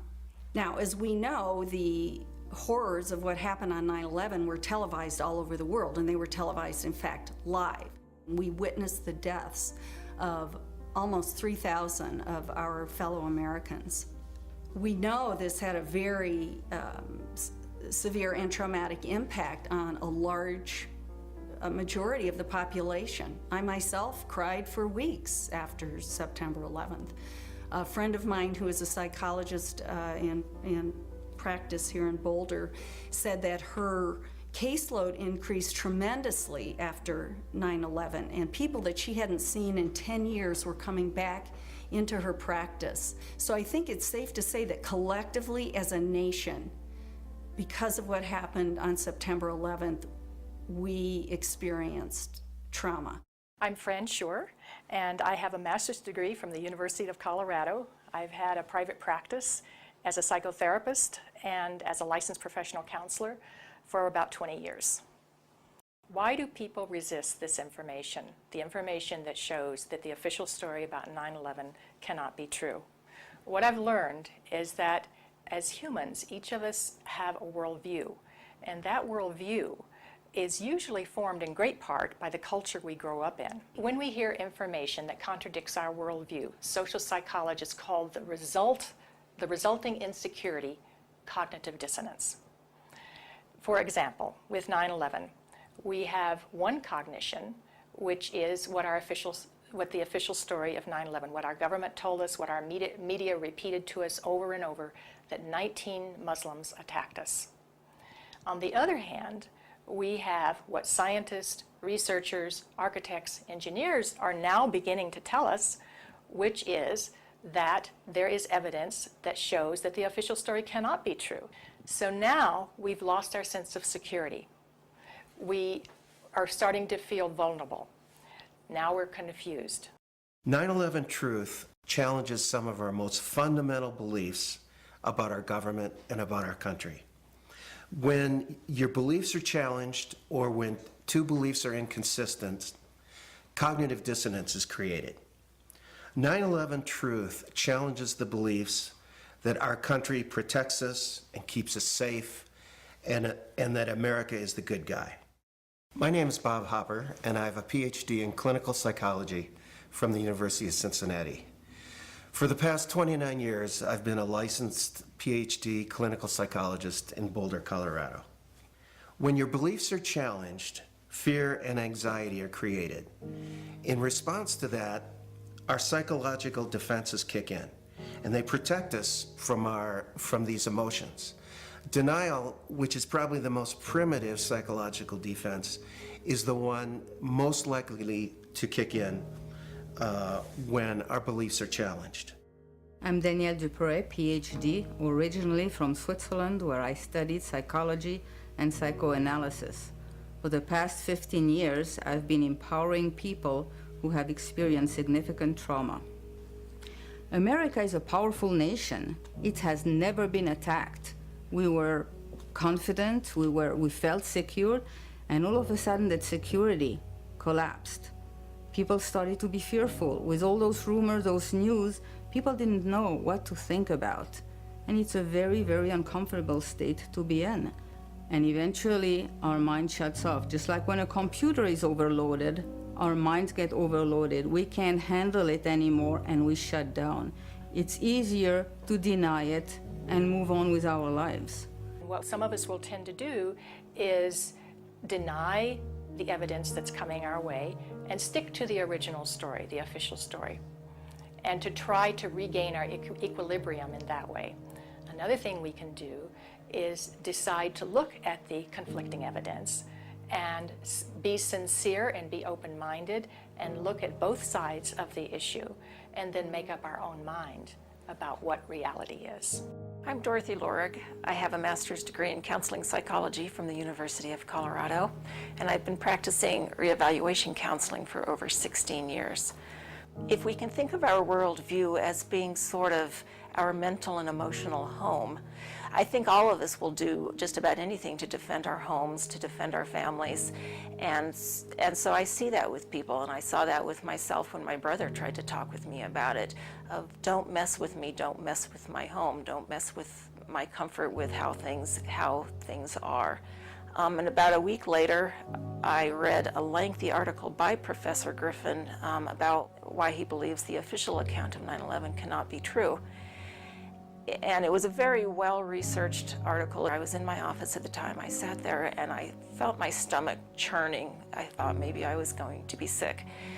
And I leaped out of my chair and ran out the door and took a long walk around the block, around several blocks, and just broke down. I understand now that what was happening was my worldview about my government being in some way my protector, almost like a parent, had been dashed, and it was like being cast out into the wilderness, I think is the closest way to describe that feeling. And I sobbed, felt like the ground had completely disappeared beneath my feet. And I knew at some point during the walk that I knew that I was going to have to become active in educating other people about this, that for me to retain any sense of integrity, I was going to have to take some action. I couldn't just let something like this go. Many people respond to these truths in a very deep way. Some have a visceral reaction like they've been punched in the stomach. To begin to accept the possibility that the government was involved is like opening Pandora's box. If you open the lid and peek in a little bit, it's going to challenge some of your fundamental beliefs about the world. Well, here are a few of those spontaneous initial reactions to hearing the contradictory evidence about 9/11. I don't want to know the truth, or I'd become too negative and psychologically go downhill. I'm not sure I want to know. If this is true, then up would be down and down would be up. My life would never be the same. Fran, I refuse to believe that many Americans could be that treasonous. Someone would have talked, but these are beliefs. They are not scientific facts, but these beliefs do keep us from looking at the empirical evidence. I'm David Ray Griffin. I taught philosophy of religion and theology at the Claremont School of Theology and Claremont Graduate University. I published about 35 books in my field, but then starting in 2004, I started publishing about 9/11, and since that time I have published 10 books about 9/11. You have empirical people who will simply say, look at the evidence, and if it's convincing, I will change my mind. Other people are paradigmatic people. They have a paradigm. They say, this is the way the world works, and I'm convinced this is the right way the world works. 9/11 doesn't fit into that paradigm. So I don't need to look at the evidence. It's paradigmatic. And then there is a third type of person that we often call wishful thinkers. I call it wishful and fearful thinking. So they simply will not believe something that they fear to be the truth. And I found that maybe to be the most powerful factor of people rejecting 9/11 truth and not even entertaining the evidence. So whenever we say, I refuse to believe, we can be sure that the evidence that's coming our way is not bearable and that it's conflicting with our worldview much too much. Denial protects people from this kind of anxiety. As I thought about all of these responses, I realized that what is common to every one of them is the emotion of fear. People are afraid of being ostracized, they're afraid of being alienated, they're afraid of being shunned, they're afraid of their lives being inconvenienced, they'd have to change their lives, they're afraid of being confused, they're afraid of psychological deterioration, they're afraid of feeling helpless and vulnerable. And they're afraid that they won't be able to handle the feelings that are coming up. None of us want to feel helpless and vulnerable. So we want to defend ourselves. And the way we often do that is with anger. So then we become angry. And when we become angry, then we become indignant. We become offended. We want to ridicule the messenger. We want to pathologize the messenger. And we want to censor the messenger. So how can we overcome this resistance and denial? The first thing is to meet people where they're at. One thing is that we need to raise people's awareness about this through what I would call gentle dialogue and gentle questioning. My name is John Freedom. I'm a counselor in private practice here in Tucson, Arizona, where I've been for the past 20 years. I hold a master's level certification in NLP, which is neuro-linguistic programming. So it doesn't work to challenge people's belief or immediately tell them, you know, I know the truth about 9/11, but a good way is to ask questions, ask open-ended questions, and lead them into a dialogue and discussion about it. Healing comes through facing the truth, experiencing it, allowing the feelings to come in, so that if there are feelings of fear that perhaps these events were caused by something that we haven't thought about yet, dark elements within our society, for example, we'll let that come in and explore it. Let the light shine on whatever happened. This will be the most healing process. The Germans did this after their war. The South Africans did this after apartheid.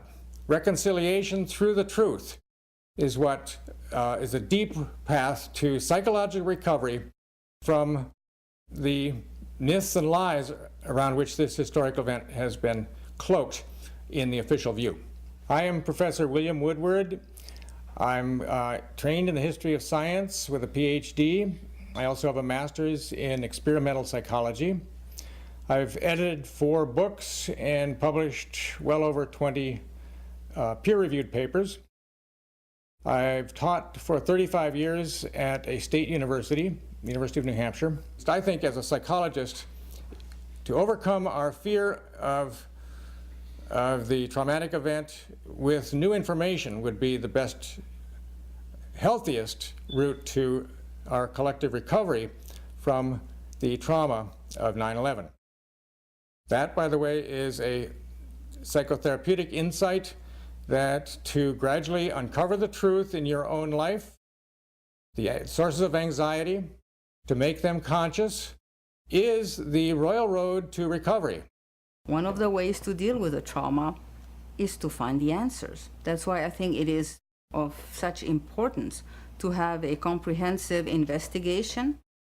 To work together to expose what happened, regardless of where the evidence takes us. That's what we expect in our state government, law enforcement. I think that by putting science together with the law, we will have a psychological healing around the impossible cognition that has been produced on that day. I believe that to be the kind of country that we think we are, we have to face some of the things that are not as we think they are. I'm Robert Griffin. I am a licensed psychologist practicing in Pennsylvania for 25 years. I am a member of Psychologists for Social Responsibility, and I am past president of the Northeastern Pennsylvania Psychological Association. After World War II, part of the way that Jewish people honored the dead was by making sure that the truth was known and that the value of these people was respected. Not pursuing the truth about 9/11 disrespects the value of the life of the people that died. Thinking that we're above such things, that it could happen in other countries, but it couldn't happen here, that's a lack of humility, and that's excessive pride. And so not being able to see our dark side or our weaknesses is the most dangerous thing.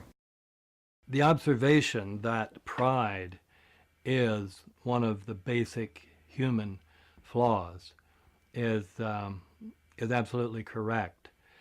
This is especially true for Americans because we for a long time looked at other nations and say, oh, they're in such bad shape, but luckily we don't have those problems. We don't have leaders who would do those things that were done in the Soviet Union, or done in Germany, or done in Japan, and on down the list. So this is a type of pride that Americans have. A feature of American history that makes us particularly liable to this pride is this notion that's called exceptionalism, that America is the exceptional nation. And that began from the beginning. As this country was formed, the people would say, well, there was so much evil in the European countries, so much cheating, so much lying, so much using the people for the rulers' purposes, but not in America. We have leaders that are free from those sins. So I think this has made 9/11 particularly difficult for Americans. Anyone can make mistakes, but our ideals and our principles get us back, on track. This is one of the defining issues of our time. So we need to understand that questioning is patriotic. Questioning is what we're supposed to do as citizens. That's our duty. When we come to the national level, when something like 9/11 happens, we need to be sure that we have a real investigation into who the perpetrators are, and then we need to be sure that those perpetrators are held legally accountable. It's part of the healing process on the individual level as on the collective level. We need the truth in order to heal. 10 years later, the deep wounds from 9/11 have yet to heal. Nothing hits closer to home than the loss that these family members continue to endure, along with the torment of their unanswered questions. My name's Bob McIlvaine. I'm from right outside the Philadelphia area, and I'm the father of Bobby McIlvaine, who was killed in the lobby of the North Tower on September 11, 2001. But I've been searching to get the truth of exactly what happened to Bobby, and Bobby is a very interesting story. Bobby was one of the first 10 bodies found. We took him home that week. Well, I finally found the doctor who examined him. He gave me an outline of a body, and he described all the injuries he had. But the fact is that all his injuries were in the face, the front of his face was blown off, massive cuts in his chest, and his right arm were blown off. To me, that means explosion. My brother was my best friend. David has always been a firefighter. My brother went in to save people's lives. I'm a family member trying to find out the answers to the murder of 3,000 plus people. I'm Jane Policino. My husband Steve was 48 years old when he was killed on September 11th. I have no identification. Why is that? And you're sort of left with all these question marks, which is harder to deal with than the pain of losing somebody in that way. It seems to me we should know why over 1,000 victims there are no trace for, and no identification, no trace of over 1,000 victims. Just a few years ago, they were still finding body parts on the roofs of buildings. What is that? We should know why there are over 700 bone fragments found on the top of Deutsche Bank building less than a half an inch long. We should have that information. Why were they up there? Why weren't they found? What kind of explosion was there? And the explosions were brought up many a times, talking to firemen, talking to medics, talking to everyone. Everybody talked about these explosions. I want the officials that are in power to ask the questions. I want answers. We never had answers.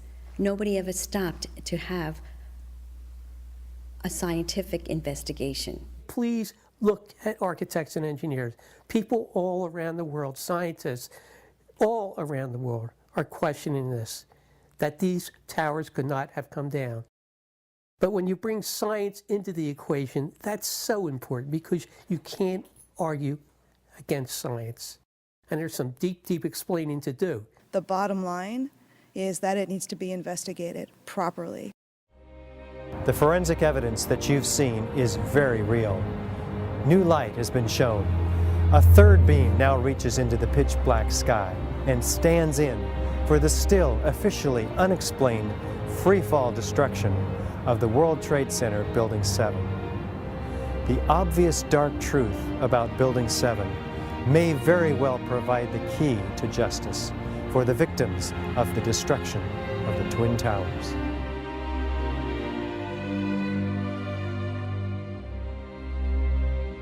country owns this. We were all victims. You all should want answers. It's not just ours, not just mine. We all lost something that day.